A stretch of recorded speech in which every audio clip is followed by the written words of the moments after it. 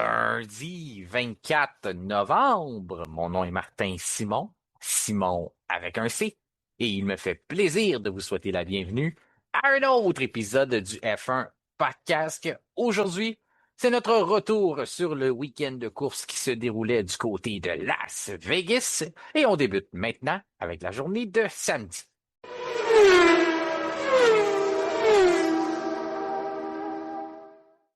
Il est maintenant temps d'aller rejoindre notre collaborateur. Vous l'avez déjà vu à certains moments dans la saison, dans les entre-deux courses, et on a déjà fait un épisode ensemble, si je ne m'abuse. C'était peut-être Bahreïn. C'était tout, non? En tout cas, c'est un Grand Prix qu'on a déjà fait ensemble sur un lundi. Il est l'auteur du livre Villeneuve-Schumacher 1997, le duel qui a marqué une époque. Simon Bachand, te rappelles-tu quel épisode on a fait ensemble?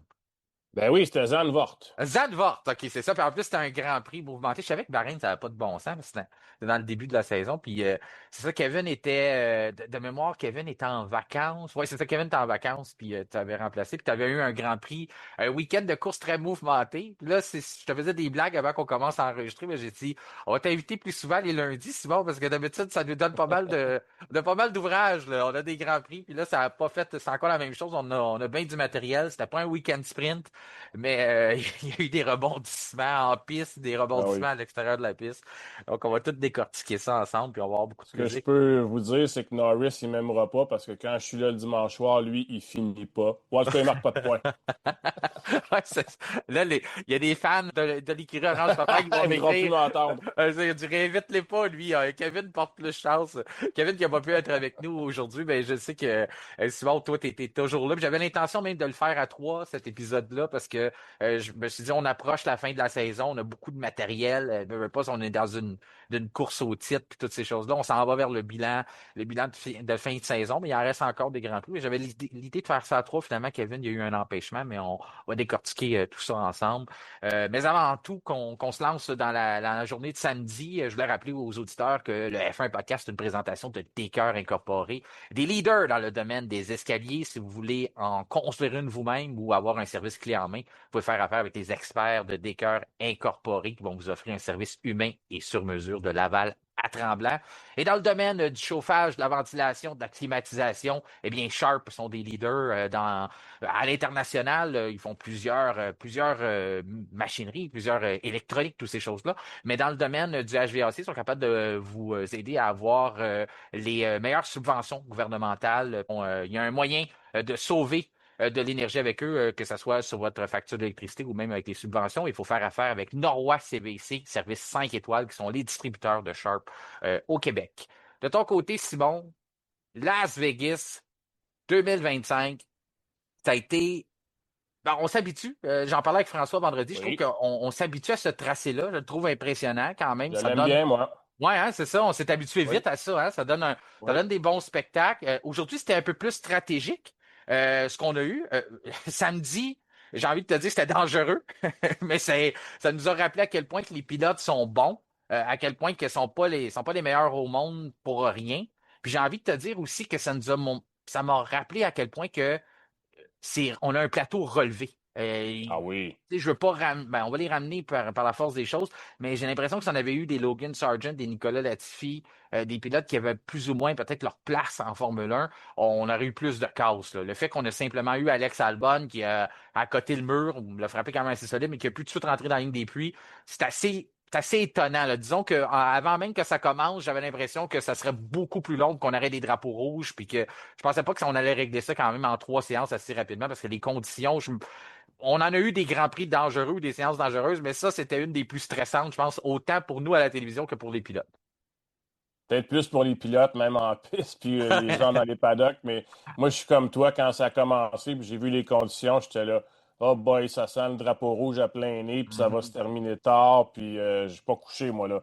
Finalement, presque pas. Alors, je suis comme toi, là, grande félicitations à donner à tous les pilotes. Je m'attendais à au moins trois ou quatre accidents.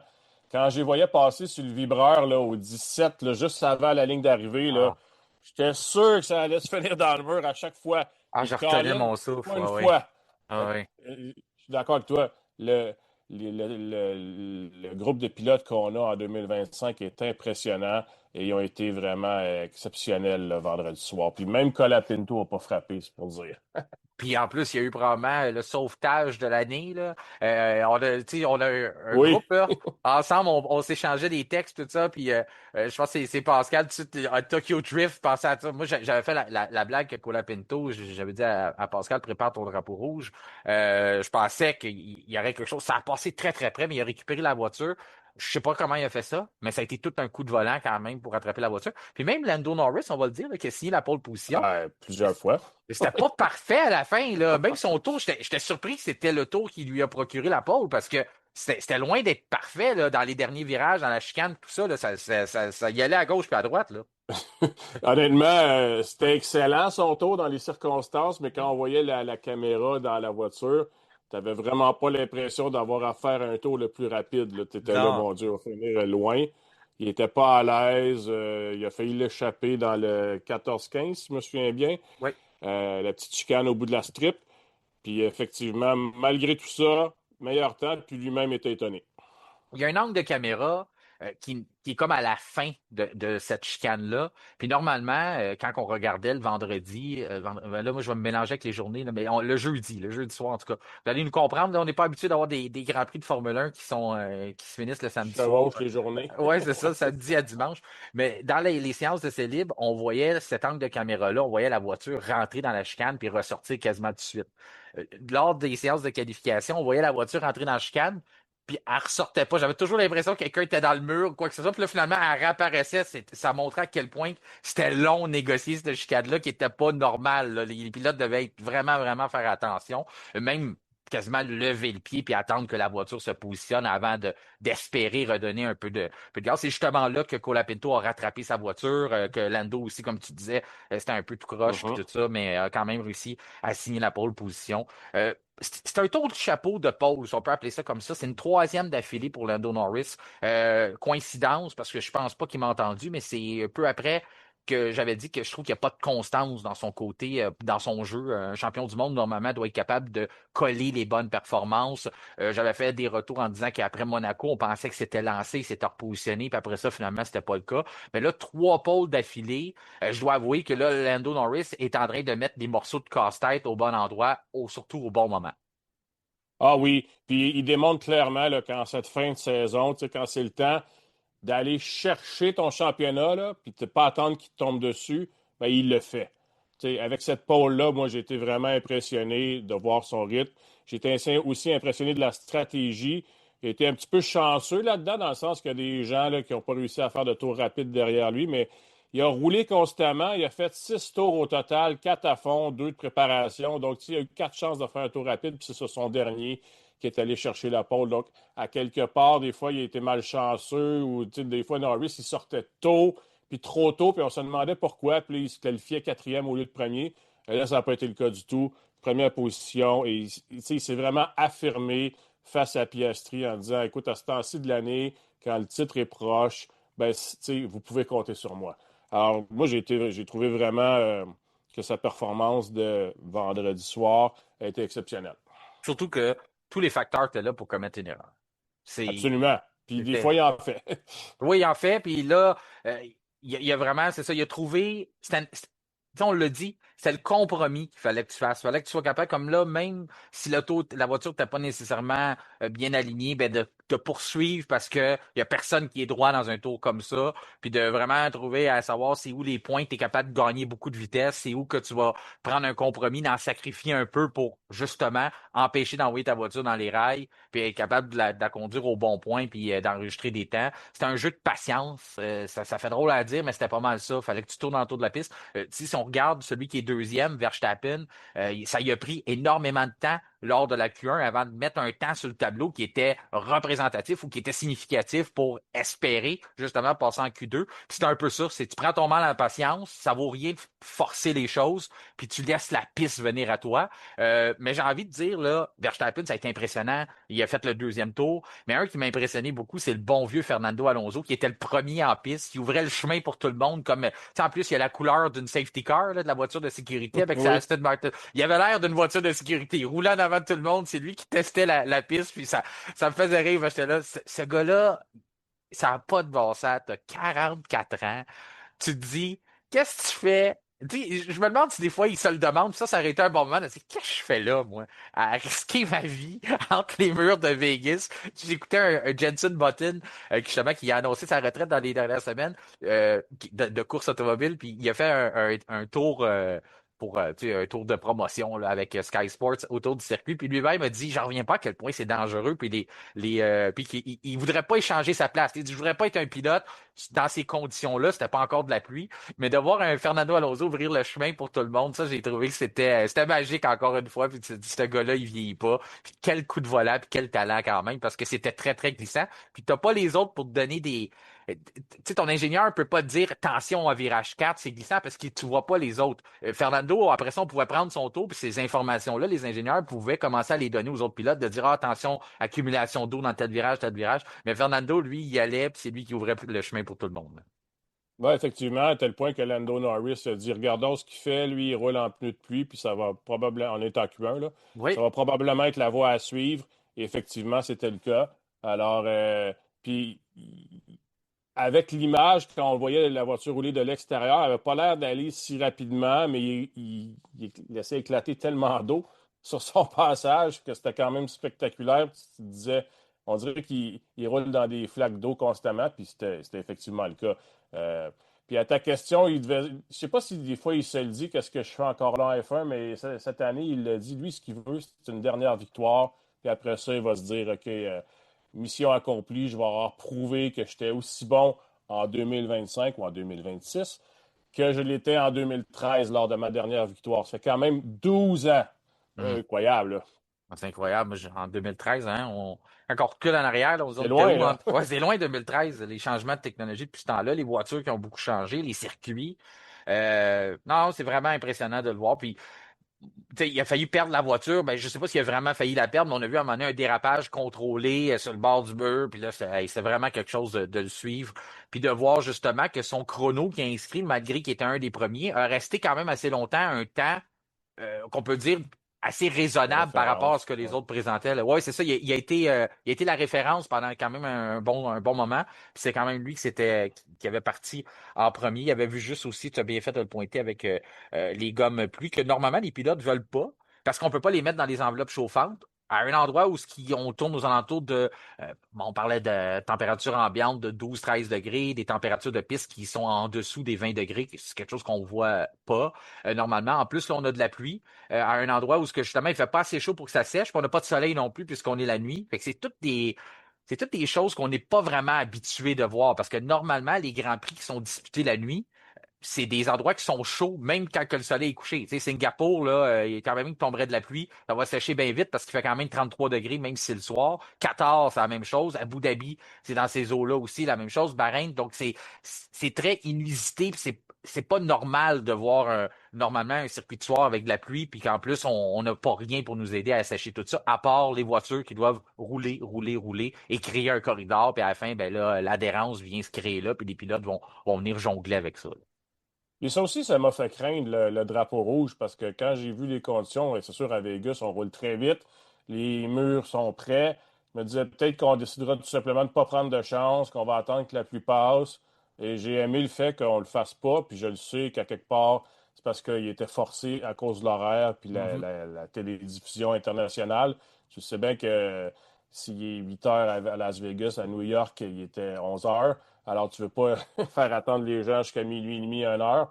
Ils étaient comme coincés. Peut-être que justement, ça va leur donner une leçon, puis ils vont peut-être être plus prudents pour les années à venir, parce qu'ils n'ont rien perdu à devancer la course, je pense, cette année, là. Dans les années passées, c'était plus tard, puis là, on aurait pu se faire jouer un tour.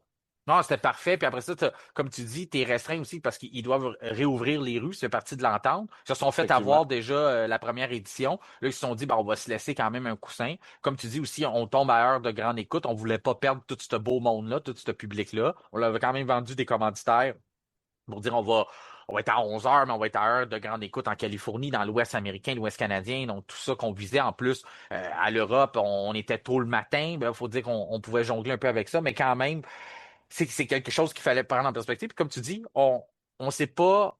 on s'est pas brûlé avec ça non plus. On a eu un bon spectacle. Puis la visibilité était quand même.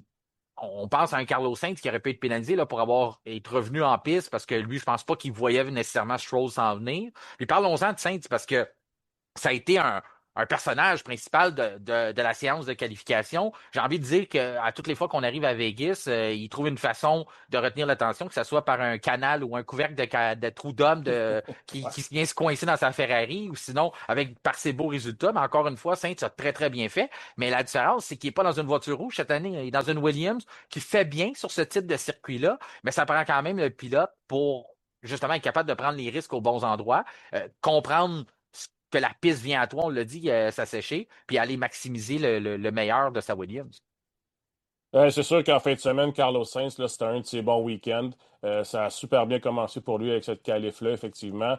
Puis, tu sais, on se souvient qu'en début de saison, là, ça a pris du temps avant que ça décolle, mais on dirait depuis à peu près juin, là, depuis l'été, il fait pas mal plus de coups d'éclat qu'Alex Albon. D'ailleurs, que lui, on l'a vu pour les mauvaises raisons en fin de semaine. Mhm. Ou sinon, on l'a presque oublié. Alors, tu sais, ça a été difficile au début, mais là, il est vraiment présent, puis on comprend pourquoi Williams voulait absolument aller le chercher, là, parce qu'il nous fait montre de tout son talent.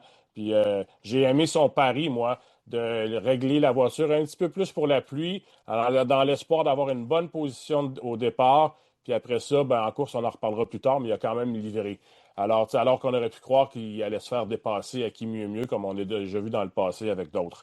Alors, moi, j'ai vraiment été, oui, impressionné de sa performance vendredi, puis aujourd'hui aussi. Je pense que c'est un gars qui se motive très bien, Carlos Sainz, sauf que j'ai tendance à croire que les commentaires de John Elkin, qu'on a déjà discuté ensemble dans notre épisode entre deux courses, qui est venu fouetter ses pilotes Ferrari, est-ce que c'était un bon moment ou pas? On en doute, puis on s'est déjà exprimé là-dessus.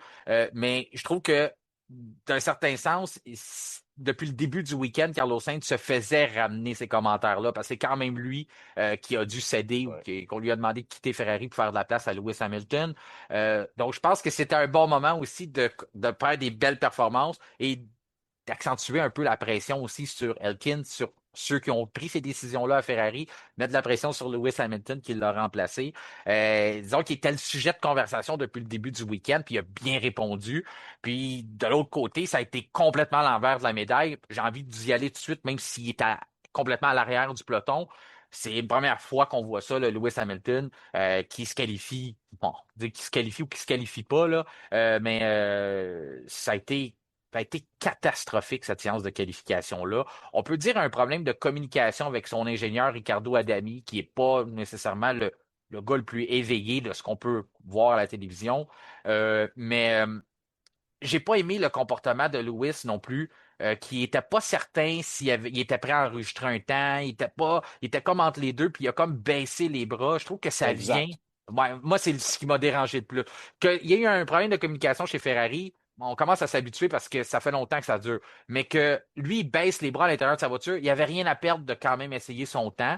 En plus, il faut savoir que la ligne pour activer un temps en qualification, la ligne de temps, c'est pas la ligne d'arrivée qu'on voit en course. Donc, il aurait dû savoir ça. Ça fait 200 ans et quelques poussières qu'il est en Formule 1. Donc, je me dis, c'est pas sa première séance de qualification. Il aurait dû. Moi, j'ai pas aimé qu'il ait baissé les bras. Je sais pas pour toi, là, mais Ah, je pense par ta j'ai réaction, c'est ça. écrit la même chose que toi. Tu Ouais. sais, de tout ce qui se passe cette année avec Lewis Hamilton, les baisses de performance, l'adaptation difficile avec la voiture, les résultats négatifs qui s'accumulent. Tu sais, il y a plusieurs choses sur lesquelles, honnêtement, il y a plus ou moins un contrôle. Tu sais, ça se peut qu'il y en ait perdu là, depuis quelques années, Lewis Hamilton, puis qu'on ne voit plus jamais le Hamilton dans le temps. Mais s'il y a un élément sur lequel il y a encore un contrôle, c'est son attitude puis sa motivation. Puis ça, là, au-delà de tout ce qu'il dit, puis ce qu'il dit après les séances, puis après les courses, quand tu vois que quand il est dans la voiture, au volant, puis que la lumière rouge s'allume, puis que là, pendant une microseconde, il ne sait pas exactement s'il peut continuer ou non, si ça va compter, puis sa première réaction, c'est d'arrêter au lieu de poursuivre. Puis de toute façon, il n'y avait rien à perdre, parce qu'il faut que tu fasses quand même le tour pour revenir au puits. Ben oui. Alors, tu sais, c'est quoi cette réaction-là de baisser les bras? Alors, moi, Hamilton, là, excuse-moi, mais si tu as une chose sur laquelle travailler, c'est ça, là. Mhm. Pendant l'entre-saison, là, retrouve ta motivation puis change d'attitude parce que là, tu sais, c'est plus juste des paroles. c'est des gestes qui démontrent que tu n'es plus le pilote d'antan. Puis c'est pas une question de talent, ça. C'est une question d'attitude. Alors, il faut qu'il se recraigne qu'il n'y a pas le choix, là. Ouais, parce que Martin Simon du F1 Podcast ne croit plus en Lewis Hamilton, ça a plus ou moins de valeur, mais que Lewis Hamilton ne croit plus en lui-même, ça, c'est ce qui compte le plus. Puis, Exact. pour moi, il n'a pas le droit d'avoir ce genre de réaction-là. Est-ce qu'on peut comprendre pourquoi il voudrait avoir ce genre de réaction-là? Oui, il se dit que c'est un cauchemar présentement chez Ferrari qui vit. En plus, moi, je trouve si ça n'a pas fouetté les commentaires d'après Brésil, j'aurais aimé ça le voir rebondir, puis le voir abandonner. Puis après ça, oui, il a frappé le cône, puis il y a eu un cône de coincé en toute sa voiture, puis c'est tout après ça, tu sais, la loi Murphy, là, tout Mhm. s'est accumulé, puis toutes ces choses-là, les malheurs. Sauf qu'à la base, si t'es pas certain, ben, garde l'accélérateur. Comme tu dis, il n'y a aucun règlement qui dit que tu n'as pas le droit de pousser si t'as pas ton. Il avait le droit d'y aller. Comme tu mentionnes, faut qu'il ramène la voiture au puits de toute façon. Laisse du temps à ton écurie s'ils sont pas certains, eux autres non plus, que tu es en train de compléter un tour ou non. Mais non, ça, j'ai pas aimé ça. Puis c'est lui qui a écopé parce que c'est une forme d'humiliation après s'avoir fait fouetter par son président d'arriver. Puis là, tu classes une Ferrari dernier. Tu as tout ton beau monde qui vient de voir. Tu sais, c'est le fun, là, Lewis Hamilton, il attire les Beyoncé, les Jay-Z, puis les grandes personnalités. Mais c'est un peu moins le fun lorsqu'ils sont dans tes garages, puis t'es le gars qui va se positionner dernier sans grille de départ.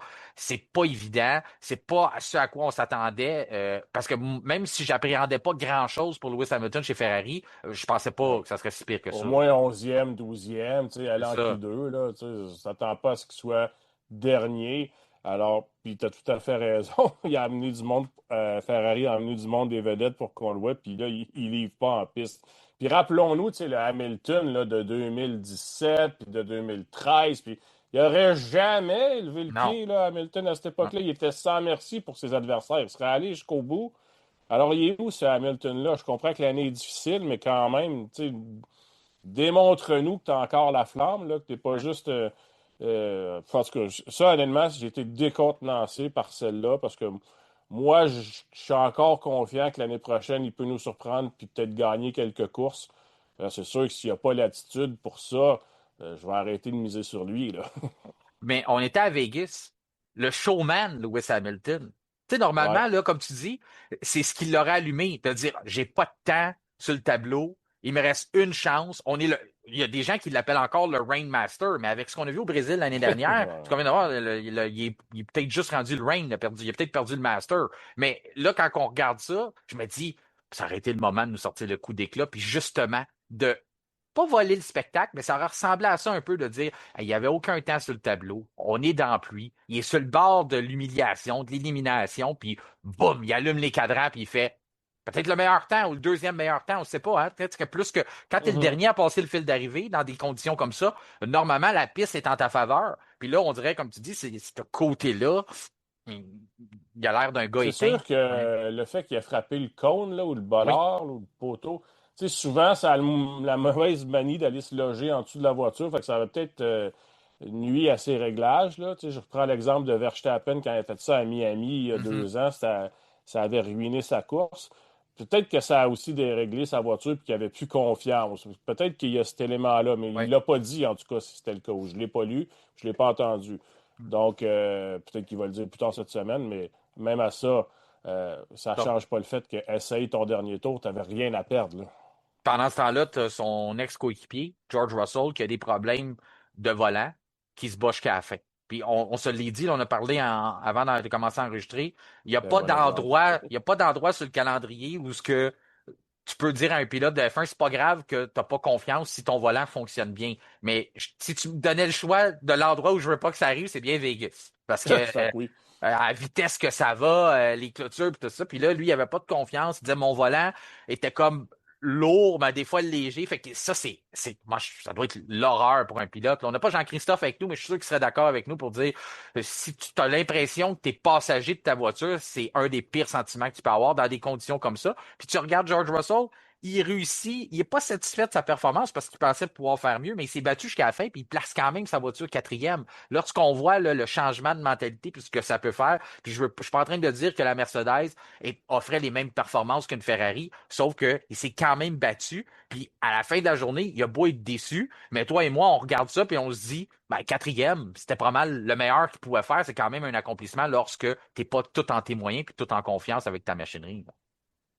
Oui, tout à fait. Puis comme toi, j'ai été très impressionné de Russell, surtout quand j'ai lu ça, puis je l'ai entendu se plaindre après, parce que ça doit être épeurant quelque part. Je veux bien Mhm. croire là, que ces gars-là sont courageux et tout, mais tu dois quand même y réfléchir un petit peu.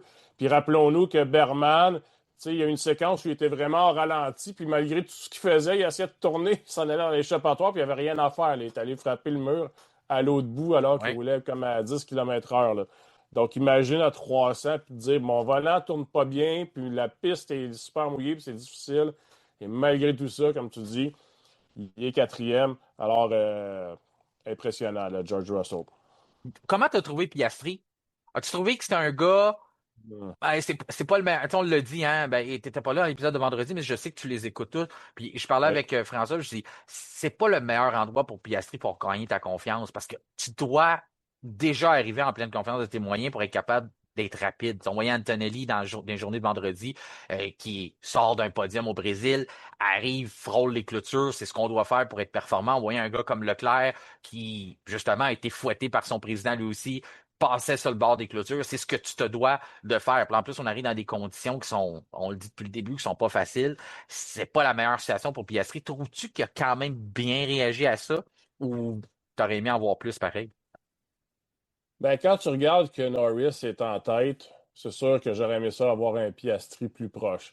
D'un autre côté, Piastri, il a trop poussé à Bakou. Il n'y avait même pas de pluie. Puis il a frappé le mur en qualification, puis ça a ruiné son week-end. Alors, tu sais, puis même que moi, personnellement, j'étais déçu de son départ après la voiture de sécurité au Brésil, où je trouve qu'il a essayé encore une fois d'en faire trop. Mhm. Puis là, ça a ruiné ses chances de victoire ou de deuxième position au Brésil. Donc, à force de vouloir trop en faire, il s'est un peu sorti de la course au titre, à mon avis. Alors là, au moins, il est resté à l'intérieur de ses moyens. Ce que j'aime pas, c'est que ses moyens, c'est plus comme à l'été là, où il était dominant. Là, quand il reste à l'intérieur de ses moyens, il finit quatrième, il finit cinquième. C'est là qu'il était. Alors moi, je regrette, j'aurais aimé ça qu'il puisse augmenter son niveau de pilotage pour être plus proche de Norris, puis plus proche de Verstappen. J'ai l'impression que c'est pas le cas en cette fin de saison-là. Dans ce sens-là, Piastri il nous a offert une autre performance là, en demi-teinte. Puis, tu sais, il s'est pas planté, là, c'est pas ça du tout. Mais, tu sais, il donnait pas l'impression de lutter pour le titre mondial. Prenait pas de risque. Comme tu dis, c'est ça. Là. C'était le Exact. contraire de pas trop en faire. C'était trop conservateur.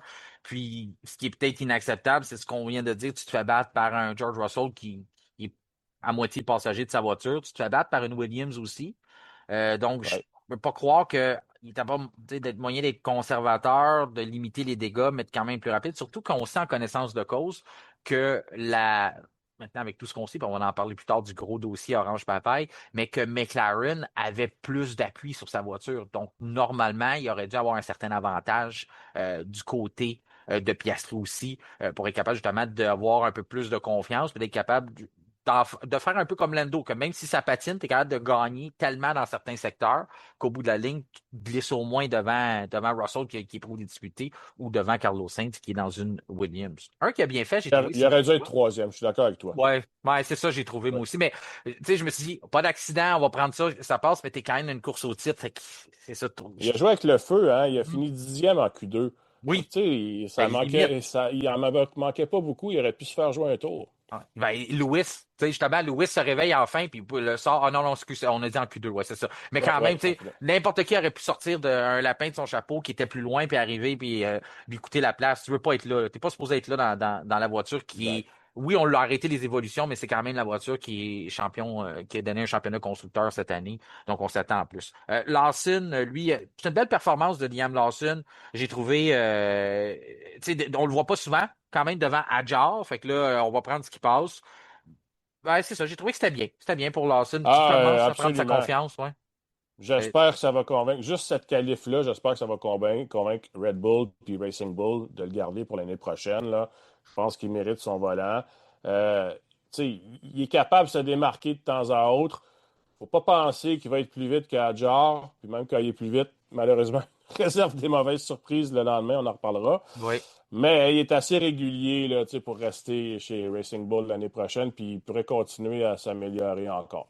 Il est rapide. Puis on, je sais pas si on lui a parlé, mais c'est sûr qu'il y a une différence lorsque tu sais que tu te bats pour l'équipe et non pour garder ton poste.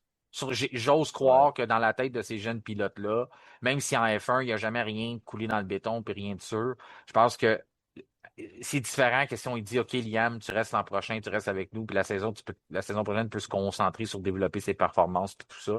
Là, peut-être qu'il est justement un peu dans le même syndrome de Piastri, même si c'est pas pour se battre pour un titre, il veut peut-être trop en faire à certains moments, puis des fois ça lui en coûte. Mais du moins, là, je trouve qu'il a bien fait en qualification. Puis on sait que c'est un pilote rapide. T'sais, Kevin serait le premier à le défendre, il l'aime beaucoup, il a sa tasse, Liam Lawson. C'est il l'aime Son depuis casque aussi, longtemps. je Oui, pense. son casque, c'est ça, Oui, depuis la oui. Super Formula. Puis il a raison, parce que c'est vrai que c'est un gars qui a un bon talent. C'est un talent à polir. C'est pas un talent peut-être aussi. Euh, peut-être que ça saute pas autant aux yeux que d'autres, sauf que c'est quand même un gars, comme tu dis, que tu as envie de voir en F1 l'an prochain. On a envie de poursuivre l'aventure. Ça veut dire qu'il a sa place parmi un plateau qui est très relevé. On le dit en début d'épisode.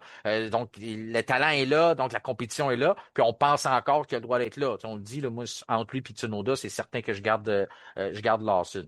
Après ça, Alonso, on le disait, très bien fait quand même, réussi à se glisser septième avec une Aston Martin qui n'est pas supposée être là à Vegas.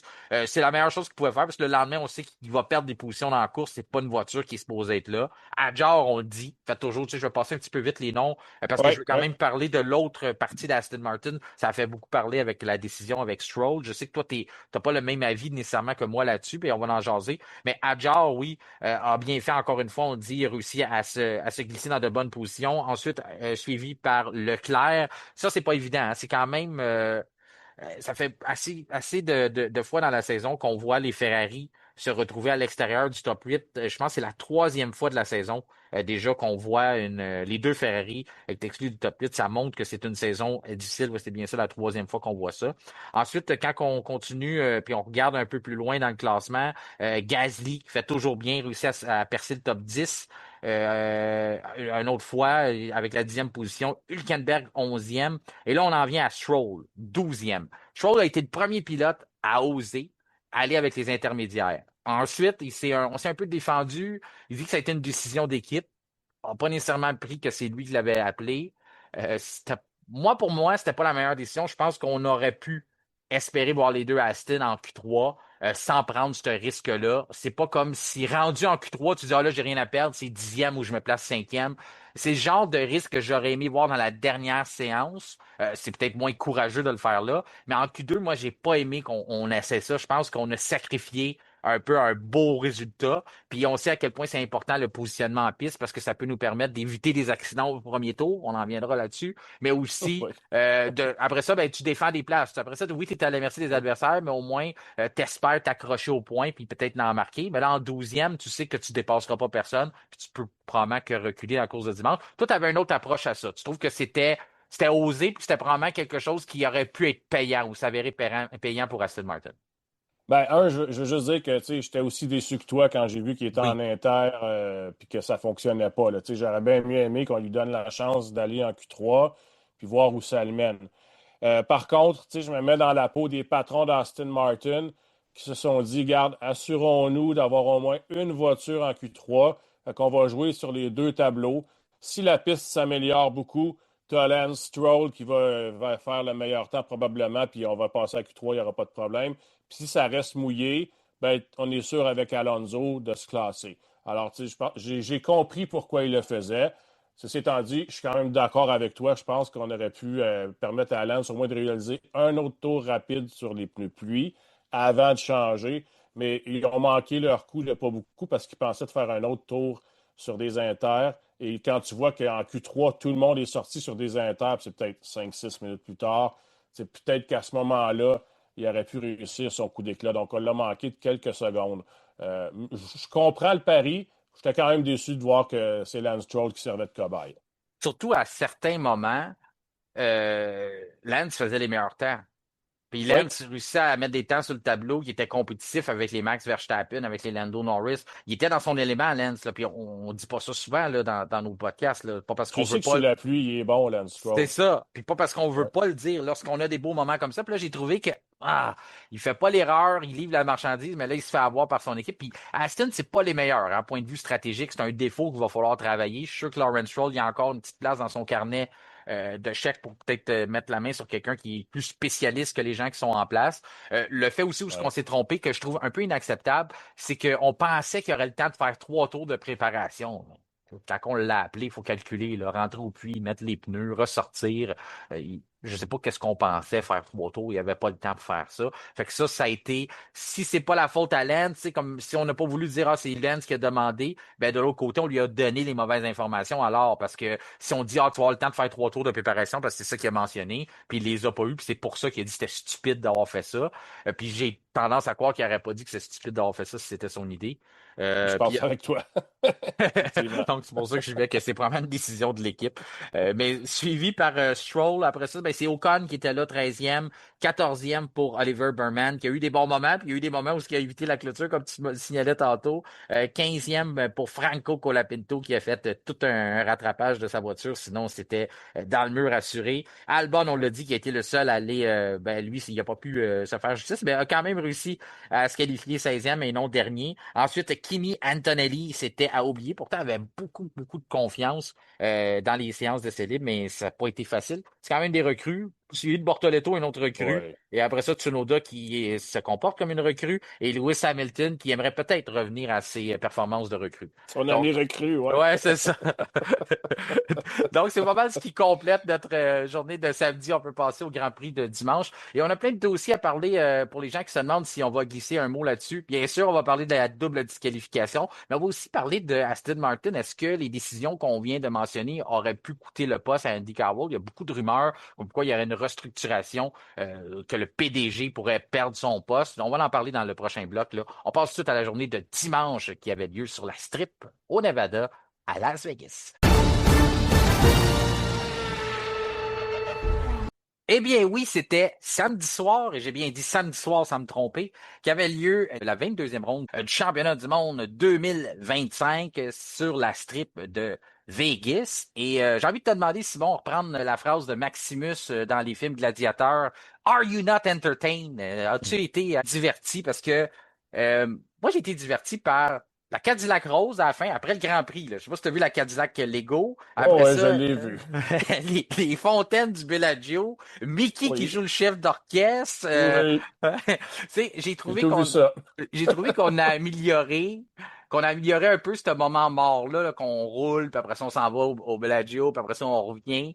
Mais avant là, qu'on saute, parce qu'il y a des sujets beaucoup plus intéressants que ça, mais je voulais quand même savoir dans l'ensemble, au niveau spectacle, puis l'organisation, tout ça, trouves-tu que c'est quand même la 3e édition? Trouves-tu qu'on s'est amélioré? As-tu aimé ça, toi, la Cadillac Rose? Je sais que c'est pas, on est des fans d'F1, puis c'est des petits à côté là, que les Américains sont forts là-dessus, mais où c'est quelque chose que tu pourrais t'en passer. Parce que moi, je trouve qu'à Miami, je trouve ça long un peu vers le podium avec les autos de police qui nous cassent les motos de police qui nous cassent les oreilles. J'ai trouvé ça mieux cette année du côté de Vegas. C'est sûr que c'était mieux que quand on les embarquait à l'arrière de la voiture. Je pense que c'était le safety car, là, ou, Ou la Rolls-Royce euh, Phantom ou un ouais. ennemi ou une affaire comme ça, là. En tout cas, Bon, ouais. tu sais, puis là, tu essayes d'avoir une conversation, puis là, c'est sombre, puis il jase un peu. OK, personnellement, j'ai-tu absolument besoin d'avoir ça? Non, là, mais tu sais, c'est sûr que j'ai pas non plus changé de poste quand j'ai vu ça. C'est correct, mais à un moment donné, tu sais, faut juste faire attention pour pas exagérer, je pense. Mhm. Ouais, tomber dans les excès. On sait qu'on comprend que c'est un placement de commandite. Là. Bellagio est commanditaire de l'événement, puis on veut avoir un petit moment devant les fontaines. J'ai aimé le fait qu'après ça, on a fait un petit clin d'œil. Oui, Lego, un commanditaire, Cadillac. On a placé, il y avait beaucoup de placements de Ouais. produits là-dedans. C'était peut-être subtil, mais en même temps où ça ne l'était pas pantoute. Que c'était quand même une grosse Cadillac rose, c'était dur à manquer, mais t'as Lego qui est Ouais, dans la Lego elle dans était spéciale, l'aventure. tu sais. C'est ça. C'est sûr que tu la regardais, là, tu sais, puis les Ouais. lunettes de Verstappen. Ouais. Puis c'était mieux que les mettre à l'arrière du safety car, là, ça, C'est c'est sûr. ça. Ben, tu sais, t'as Lego qui est dans l'aventure F1, les 2 pieds Ouais. dedans. T'as Cadillac qui arrive. Après ça, t'as Mickey avec le partenariat avec Disney. Puis tu sais, ben, j'ai trouvé que c'était quand même un beau clin d'œil marketing. On a réussi à mettre bien des morceaux ensemble. puis mettre la table pour plusieurs choses en même temps. En tout cas, j'ai trouvé que ce côté-là, ça m'a diverti, ça a fait passer le temps. Puis après ça, ben là, on a pu commencer à faire tomber tout de suite dans l'analyse du Grand Prix, de ce qu'on venait de vivre, une victoire de Verstappen. Je l'ai baptisé Capitaine America après le Grand Prix à Austin, au Texas. Puis là, il continue, c'est une huitième, quand même, huitième victoire aux États-Unis pour le Néerlandais. Je ne sais pas s'il va vouloir changer son passeport à un moment donné, mais il a l'air de s'y plaire. Puis je regardais ça là, en Amérique. OK? Quand on l'appelle Captain Ouais. America, parce que oui, il y a le Grand Prix aux États-Unis, mais si je ne me trompe pas, c'est une 19e victoire en carrière en Amérique. Ce que je trouve quand même assez énorme. 4 à Austin, 5 au Mexique, ensuite 3 au Canada, Brésil, c'est 3 aussi. 3 victoires là-bas. Miami, il y en a déjà 2. Puis ça, c'était sa deuxième à Las Vegas. Ça démontre qu'il y a plus de Grands Prix en Amérique au moment où il est dans son prime. Mais c'est sûr que Verstappen, qui a une voiture pour gagner, là, il l'échappe pas souvent. Alors, je suis pas surpris de ce que tu me dis, là. Non, quand même. Puis de voir, c'est ça, les circuits européens, des circuits très conservateurs, normalement, qu'on lui donnait beaucoup. Tu sais, quand on analyse ses forces, circuits avec virage rapide, ces choses-là, normalement, c'est là, les circuits, comme on dit, des circuits de puristes. Normalement, Ouais. c'est où ce qui se plaît le plus. Critique beaucoup les endroits comme Miami, c'était pas un fan. Finalement, il y a quand même 2 victoires là-bas. Il a été très critique du circuit de Vegas quand ça a apparu. Finalement, ça a l'air de lui plaire. Je pense plus que ça le dérange d'aller du côté du Nevada. Après ça, ben, bien sûr, Brésil, ben là, ça, c'est un circuit qu'on connaît bien. Tu sais, ça fait partie de la F1. Au Canada, quand il vient ici, on sait qu'il l'aime, ça n'en cache pas. Donc, vraiment, en Amérique, il s'en sort bien. Si on analyse un peu sa course, écoute, c'est encore une fois, tu le dis, là, fais pas d'erreur du côté de Verstappen. Réussit toujours à maximiser les week-ends de course, réussit toujours à donner leur juste sur les performances de sa voiture. Encore une fois, il semblait intouchable, ne serait-ce qu'au départ, là, je pense que Lando a bien essayé de le toucher, finalement, ça n'a pas donné. Mais moi, je trouve que ça a été. J'imagine que tu vas être d'accord avec moi, ça a été le gros point tournant de la course. Lando Norris, j'ai pas du tout aimé son départ. Puis là, pour les gens qui nous écoutent depuis plusieurs semaines ou plusieurs années, ils vont dire, ben là, Martin, tu es un peu bipolaire parce que tu demandes l'agressivité de Lando Norris, puis lorsqu'il t'en donne, ben là, tu vas venir le critiquer. Mais c'est parce que je pense que il y a des moments pour être agressif. Là, il est en contrôle du titre. Tu pars premier. Il y a 150 mètres à peine avant le premier virage. Puis dans ta tête, tu focuses juste sur Verstappen. Ce qui me dit que Max, oui, sont des amis, mais je pense que il est plus en position de compétitionner contre Oscar, mais lorsque ça vient de compétition contre Max, Lando perd un peu la tête. Puis pendant le tour de chauffe, il n'a pas arrêté de dire: Ah, Max prend trop de temps, Max fait ci, Max fait ça. Concentre-toi sur ta course, t'es premier. C'est toi qui Ouais, as la ouais. pole. T'es en contrôle. C'est toi qui contrôle. Fait que c'est pourquoi tu mets tu focuses toute ton attention vers lui? Puis dès le départ, ben, c'est ça qu'il a fait. Il a mis son attention sur Max. Puis là, ça a fait qu'il a manqué il a manqué de piste pour trouver son point de freinage. Puis là, ça lui a coûté une position parce que tu as vu que Max il a été brillant. Il n'a pas laissé Lando reprendre la trajectoire avec toute l'adhérence, là. Il l'a laissé revenir tranquillement. Puis là, il l'a donné à manger. Il a dit à George Russell, serre-toi, là. Je te donne une McLaren à manger au départ. Donc, toi, de ton côté, est-ce que tu as vu ça comme une grosse erreur de la part de Norris? Et qu'est-ce que Norris a fait de bien au départ au Brésil puis au Mexique? Hein, il est parti, on savait qu'il était plus rapide, puis il était en avant de tout le monde au premier point de corde, puis il n'y avait pas de discussion. Là, pourquoi il n'a pas juste gardé cet état d'esprit-là Mhm. de se dire, moi, je m'en vais en avant, droit devant, hein, je ne pense pas à rien d'autre, là, puis je m'assure d'avoir le premier point de corde. Puis si ce n'est pas le cas, je l'aurai parce que le départ à Vegas, les virages 1, 2, 3 et 4 là, sont tout prêts. Si je ne l'ai pas au premier, je l'aurai au virage 3 et 4. Mais non, il s'est dit comme, tu as raison, il y avait Verstappen dans sa tête, je ne sais pas pourquoi. Puis d'ailleurs, son écurie il lui avait demandé dans le tour de chauffe de bien travailler pour réchauffer ses pneus. Il ne l'a pas fait. Hein. On lui avait demandé de faire un certain nombre de, on va appeler ça des burns, là, pour bien s'assurer là, que ses roues soient réchauffées au départ quand ça va être le temps de décoller. Et il semble-t-il qu'il en a fait juste trois, alors qu'il aurait dû en faire cinq, puis que les autres en ont fait cinq. Alors, il y a quelque chose qui est, il n'était pas à la bonne place dans sa tête au départ aujourd'hui, Verstappen. Puis ce qu'il faut faire, à mon avis, moi, c'est mes départs préférés, comme je viens de le dire, droit devant, puis enligne pas tes roues pour aller bloquer l'autre, puis il va surtout pas essayer de couper l'autre comme il a fait aujourd'hui, parce que c'est quoi le résultat? Il s'est concentré à couper Verstappen, mais il a oublié de freiner. Il a freiné ben trop tard. Alors, tu sais, il s'est retrouvé déporté. Et après ça, il n'y avait plus aucune chance. Puis tu as raison. C'est là que la course s'est jouée. Parce qu'après, il était troisième, puis il a passé la moitié de la course à essayer de rattraper Russell. Puis après ça, il n'y avait juste plus de chance. Il était trop tard. Il ne pouvait pas revenir sur Verstappen. Il y avait trop de distance. Alors, moi, je ne veux pas non plus trop le blâmer, là, parce qu'il a quand même terminé deuxième, etc. Là. Nonobstant, ce dont on va parler dans quelques minutes. Mais j'ai pas été impressionné par son départ. J'ai beaucoup mieux aimé ce qu'il avait fait récemment, là, Brésil et Mexique. La différence entre Brésil et Mexique, c'est justement, c'était pas Verstappen qui était à ses côtés. Fait que c'est ça, on dirait que, comme qu'on dit, ça lui Possible, joue. oui. Ça lui joue dans la tête. Puis le pire, c'est que j'avais la même avis que toi. Avant que le départ se fasse, je disais, puis j'avais entendu, je pense que c'est Jenson Button qui disait la même chose. Lando avait un gros problème avec ses départs. Tu sais, on se rappelait la Chine, toutes ces choses-là, où il prenait toujours Ouais, la mauvaise trajectoire. Puis je dis, ça c'est vrai. Faut que je me prenne une note puis qu'on le dise. C'est quelque chose qui a amélioré. Puis je pense que c'est un point tournant dans ce qu'on parlait, là, la constance s'est installée, il est capable de mettre des bons morceaux de casse-tête. Je dis, il est capable de faire des bons départs. Puis quelques secondes à peine après ça, il fait probablement un des pires que j'ai vu depuis longtemps. Trop de concentration sur Max. À des endroits, moi, je suis pas vraiment dans cette pensée-là. Je pense que tu as la pause, c'est toi qui pars premier, c'est à toi de perdre l'avantage que tu as.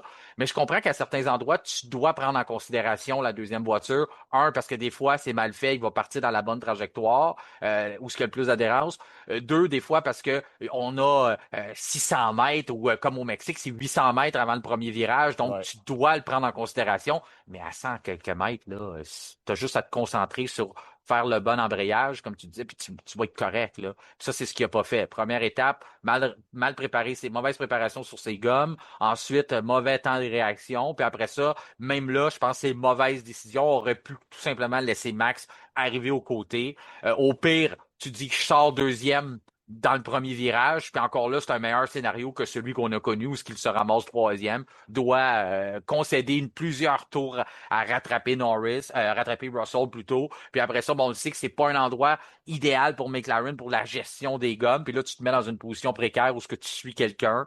Finalement, quand il a fini par avoir de l'air propre, c'est quand Russell a rentré au puits, puis il a jamais pu vraiment rattraper Verstappen parce que il y a quelque chose qui m'a impressionné là. À un moment donné, aussitôt que Max a eu le message que Norris était derrière dans l'air propre, il a ouvert la machine lui aussi, puis il a été capable d'y coller quasiment 2 secondes en quelques tours. Là. C'est là qu'on a vu que on aurait dû comprendre le message chez McLaren que bah, les livres étaient pas mal fermés pour aujourd'hui. On devrait se concentrer sur défendre une deuxième place. Je le sais que ça peut sembler une mentalité de perdant. Les gens veulent pas voir ça. Mais on a le championnat constructeur en poche. Puis on Ouais. a pratiquement le championnat pilote en poche aussi. Donc, je comprends que pour nous, amateurs, on veut voir des écuries qui veulent se battre pour la victoire. Sauf qu'on n'avait pas besoin d'oser autant. Puis là, on va en venir au gros sujet.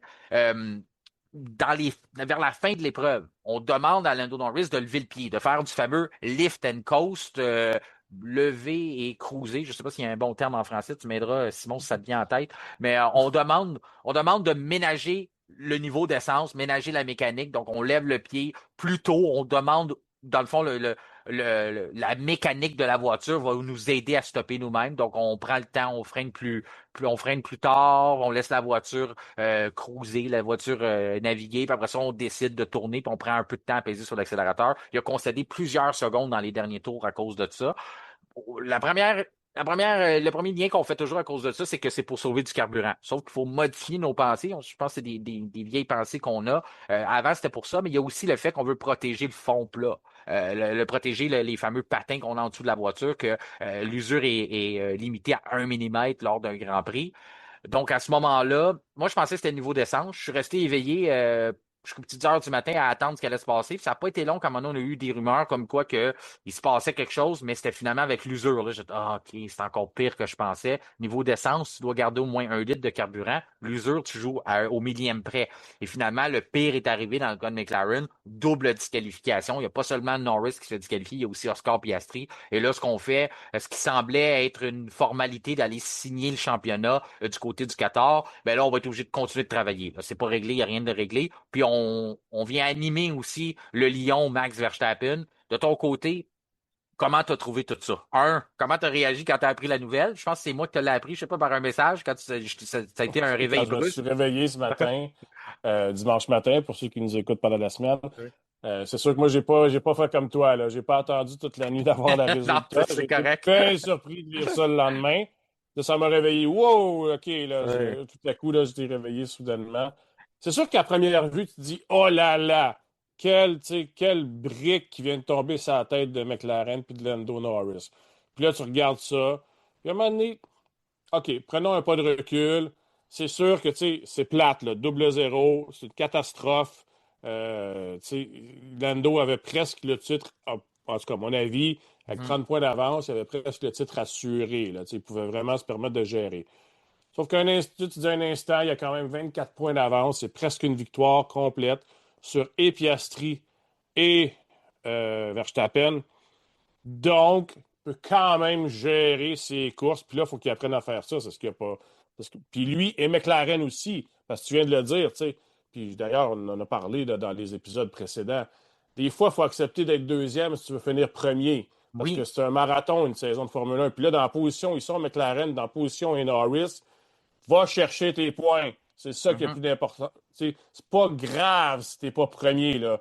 Ça, là, tu l'as démontré précédemment, puis tu es allé chercher les victoires que tu avais besoin pour te positionner là où tu es aujourd'hui, bien placé pour aller remporter le titre de champion des pilotes. Là, maintenant, gère. Si tu es premier, tant mieux, mais tu n'es plus obligé d'impressionner la galerie, là. Gère. Alors, tu sais, faisons ça. Et je pense qu'il peut le faire avec 24 points d'avance. S'il sort du Qatar, puis il y a une sprint en plus, avec plus de 25 points sur les deux, ben, il va être champion du monde. Donc, il ne faut pas paniquer. Il ne faut vraiment pas paniquer. Il ne faut pas essayer d'en faire trop au Qatar puis de reprendre les points qu'on a perdus à Vegas. Oublions ça. C'est passé, on n'y pense plus. C'est très jouable. C'est sûr, par contre, que, tu sais, effectivement, tu regardes ça, tu dis, hey, ça fait mal. Puis, pourquoi on a été aussi agressif? Tu sais, on a perdu beaucoup plus que ce qu'on pouvait gagner en jouant sur la planche puis avec les réglages. Là, tu sais. C'est pas un accident ce qui s'est passé. On a été trop agressif chez McLaren en fin de semaine. Ouais, on s'est comporté comme si on courait après le titre. On a comme pris une Oui, carte du livre de l'année dernière, de dire, ah, c'est Max qui est en avance, il faut aller y enlever le titre. C'est pas ça, là. Faut ajuster le tir, là. C'est une nouvelle saison. On est dans le siège du conducteur du côté de McLaren. C'est quelque chose que je trouve que je répète souvent, qu'on a de la misère à se donner ce rôle-là ou accepter on est les meilleurs. On n'aime pas dire que la voiture est la plus rapide. On aime Norris, on réussit jamais à l'entendre dire que la McLaren est plus rapide. Ça sort du bout des lèvres. Il veut pas dire ça. Puis je trouve que qu'on veuille pas le dire, c'est une chose. Mais qu'on veuille pas l'accepter lorsqu'on prend nos différentes données pour créer des stratégies, qu'on ne prenne pas en considération les points forts, comme justement qu'on a les meilleurs, on est capable de gérer les pneus mieux que quiconque. C'est pas nécessairement le cas à Vegas, mais quand même, qu'on a une voiture qui est plus potable pour nous donner un podium, ce qui est amplement suffisant pour remporter le titre présentement. Tu as écrit un article qui est fort intéressant sur le F1 oui, Podcast qui révèle ça justement, à quel point que justement c'était le point fort de Lando depuis le début de la saison, de savoir contenter à certains moments du meilleur résultat possible. Là, on n'a pas fait ça. Quand on lui a demandé d'aller attaquer Max en fin d'épreuve, pourquoi on a fait ouais, ça? quelle erreur, quelle Ben erreur, c'est oui, ça. on aurait dû modérer. Surtout que, tu sais, les gens, ils ont été pris par surprise, puis on a eu énormément de commentaires sur les pages, j'ai énormément de questions, puis on va répondre aux questions.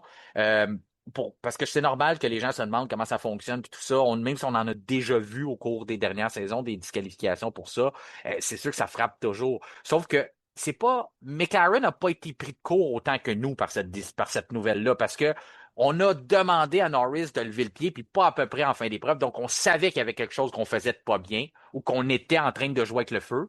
Mais je me dis, si on avait réalisé un peu plus tôt, puis au moment où c'est Lando a demandé est-ce que je vais après Max? Puis encore là, du côté de Will Joseph, et du côté de son ingénieur, on a dit oui, vas-y.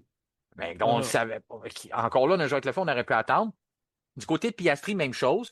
Piastri, ben, était dans une autre situation, il devait se battre. Puis je trouve pas que on voit, mais je trouve pas qu'on lui a demandé nécessairement de lever le pied autant qu'on a demandé à Lando. Est-ce que le message a été mal véhiculé de la part de son ingénieur Tom Stollard? On le sait pas.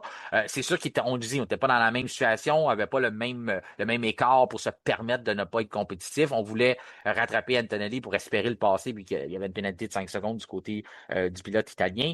Mais quand même, je trouve que je suis d'accord avec toi dans ce sens-là, c'est que on a créé notre propre mal à plusieurs endroits en étant trop agressif avec les réglages de la voiture. Ce qu'on a voulu faire, je veux juste répondre aux questions rapidement. Les gens disent ah, c'est quoi ce règlement-là, comment ça fonctionne?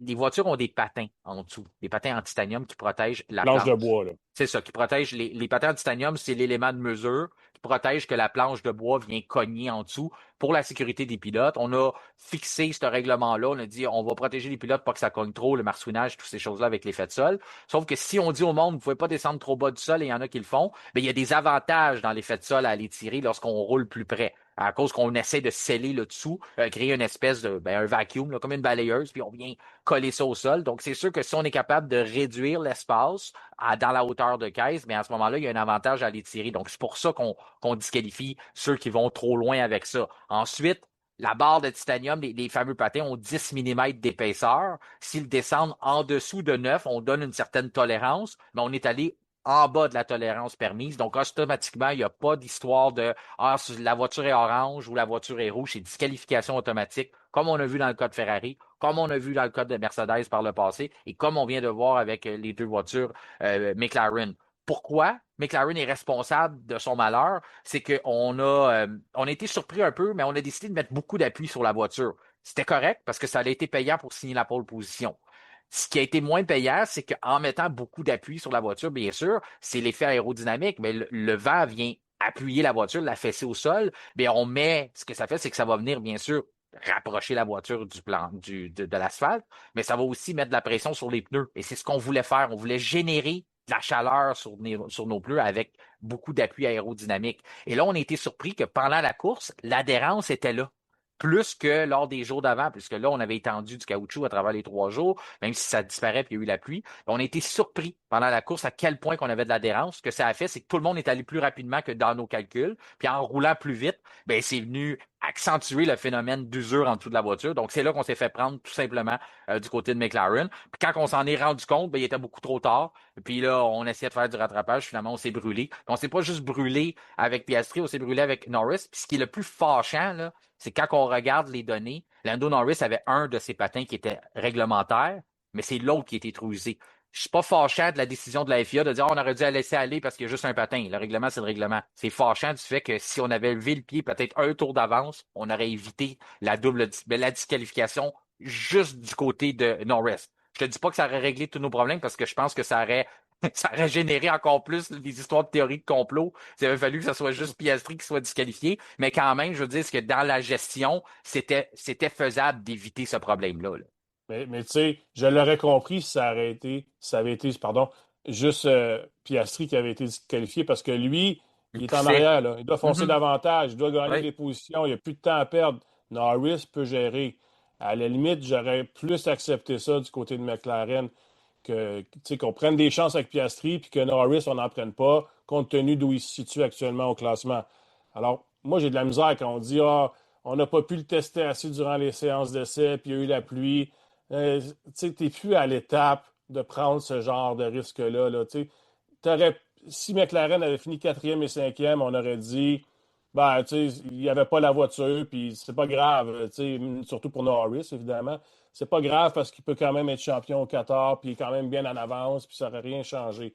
Là, on l'a mis à quelque part, on l'a mis en position de faiblesse pour la prochaine course. J'espère juste qu'il va garder le moral parce que c'est toujours une question avec Norris, c'est peut-être plus difficile.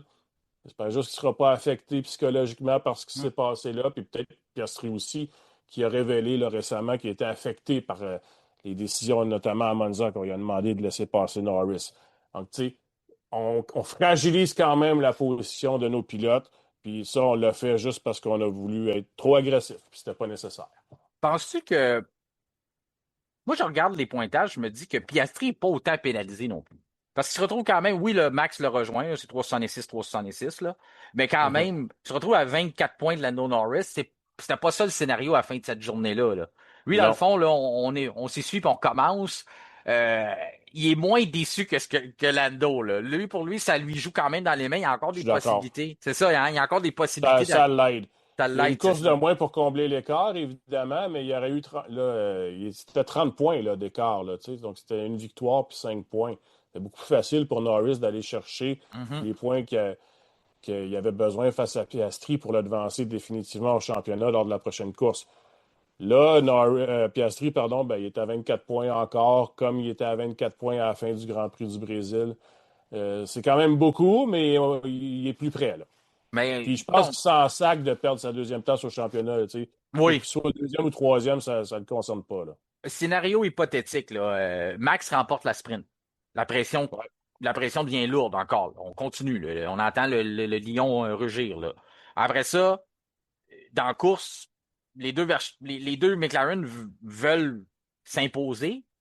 Ben là, on s'accroche, quoi que ce soit. Max remporte la course. Il sort du Qatar en avance au Ouais. championnat. Oui, effectivement. C'est incroyable, là. J'espère que si les McLaren, j'espère que ça arrive. Premièrement, si les McLaren sont, mettons, Norris, s'il est deuxième à sprint au 14, si tu viens lui donner un point, là, c'est rien, ça. Vous ne pensez même pas. Non, Puis j'espère qu'il va trouver le moyen de ne pas s'accrocher avec Piastri en course. Laisse-le passer.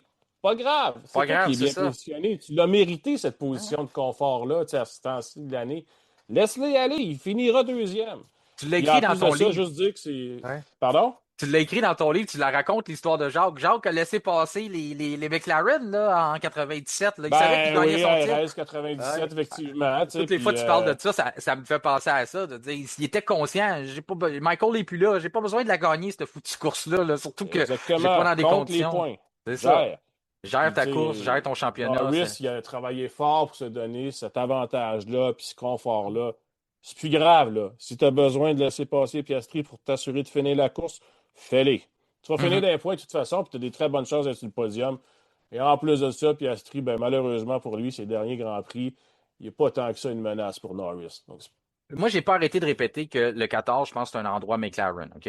Sauf que le problème, c'est la balle courbe de Pirelli qui fait qu'on va limiter le nombre de tours sur les gommes. Ça, c'est le gros avantage que McLaren a de mieux gérer ses gommes. Là, tout le monde va être limité au même tour, au même nombre de tours. Peut-être mhm. quand même, on pourra jouer le rythme. Là, j'ai hâte de voir ce que ça va faire. L'autre côté, j'ai hâte de voir à quel point ça va jouer dans la tête de McLaren sur les réglages de sa voiture.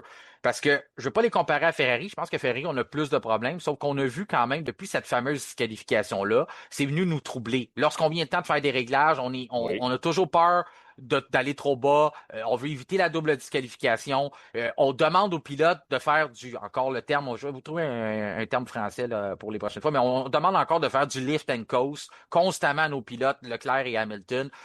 Des fois, après 5 tours, après 6 tours, on demande déjà, on est toujours en train d'essayer de limiter les dégâts. On ne sait pas à quel point que ça peut venir troubler aussi McLaren lors du prochain week-end. C'est quelque chose qu'on va pouvoir en reparler. Là. Ce sera pas, ça va être un sujet de discussion toute la semaine. Puis je veux passer quand même à ce qui s'est passé, mais quand même ça, c'est quelque chose qui peut rester, qui pourrait nous marquer aussi. Il faudrait pas que ça nous dérange trop longtemps parce que ça aussi, là, ça pourrait causer des problèmes pour le reste. Parce que du côté de Red Bull, on semble savoir où positionner notre voiture de ce côté-là. On n'est jamais à l'abri d'une erreur non plus, mais quand même, on semble être capable de mieux gérer l'effet de sol depuis le début qu'on a commencé cette technologie-là. Il y a quelque Hey, chose. je vais te Oui, proposer avancer en roue libre pour lift and coast. ouais, c'est beau. Semble-t-il. Ouais.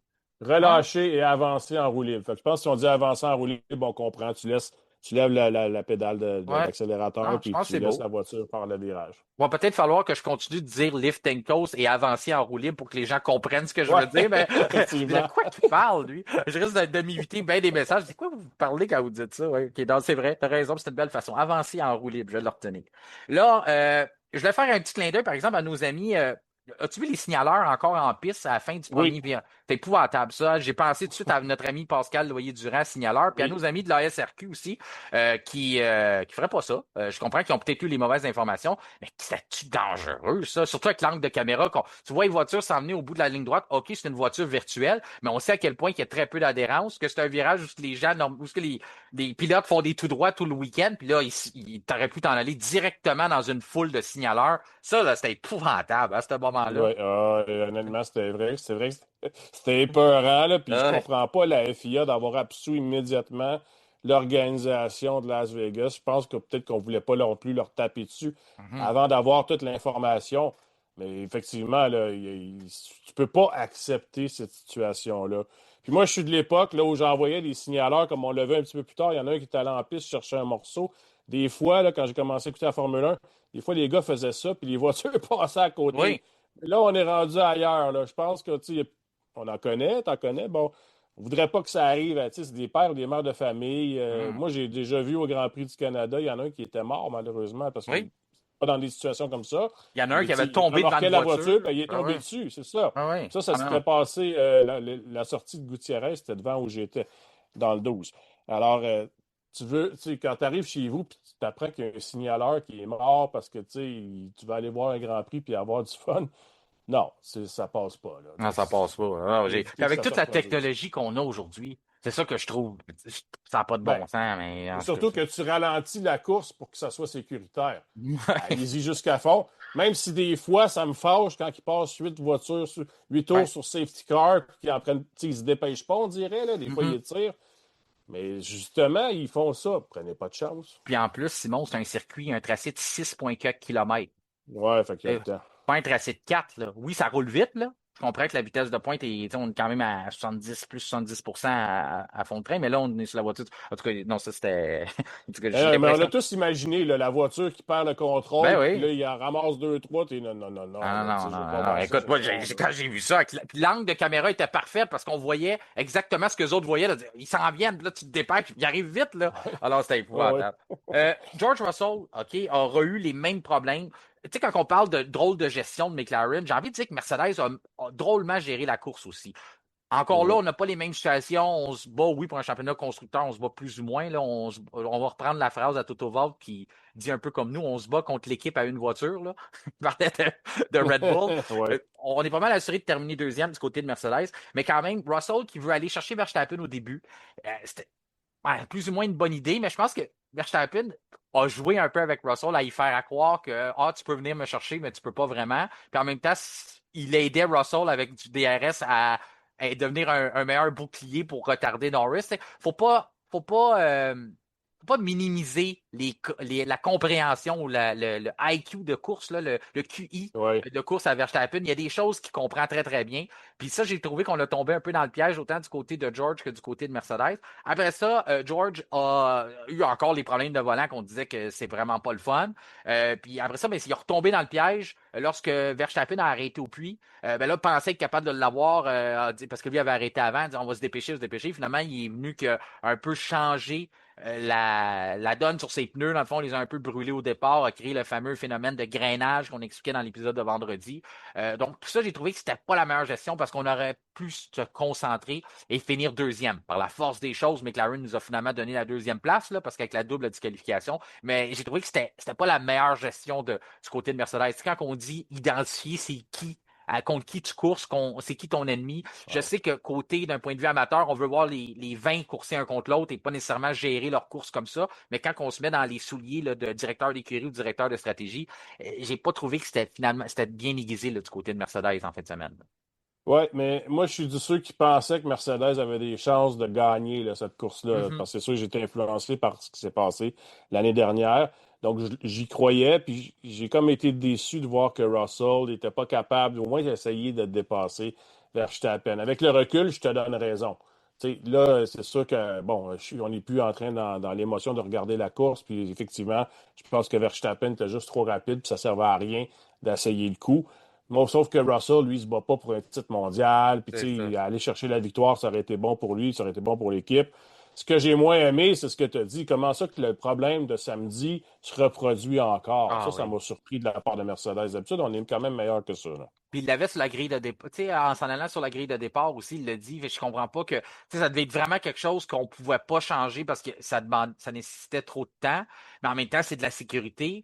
Puis normalement, si tu fais les bonnes demandes à FIA, ils sont pas fermés là-dessus. Là. Tout ce qui est point de vue Si c'est de la sécuritaire, sécurité, c'est ouais. ça, qui n'est pas des gains de performance. Donc, peut-être que, en tout cas, si on a fait un compromis de dire on va t'envoyer comme ça en piste, ou c'est juste est-ce que c'était mental? Parce que j'ai entendu Toto Wolff quand même critiquer George, hein, parce que, tu sais, dans le fond, je dis qu'on a mal évalué notre stratégie et tout ça, mais du côté d'Antonelli, même si on a été forcé de prendre ce genre de stratégie-là parce qu'il partait de loin, ça a été excellent de dire on part entendre, on se débarrasse de ces gommes-là au plus vite, puis après ça, on va te mettre des gommes dures, puis tu vas faire, quoi, il a fait 48 tours sur ces gommes dures, Ouais. Antonelli. C'est incroyable.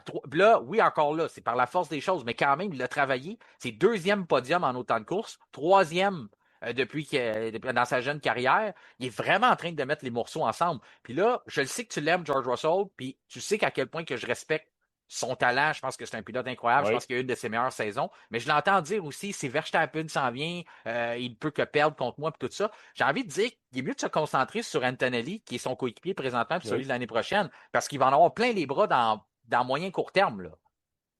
C'est sûr que moi, j'ai beaucoup reproché aux deux, là.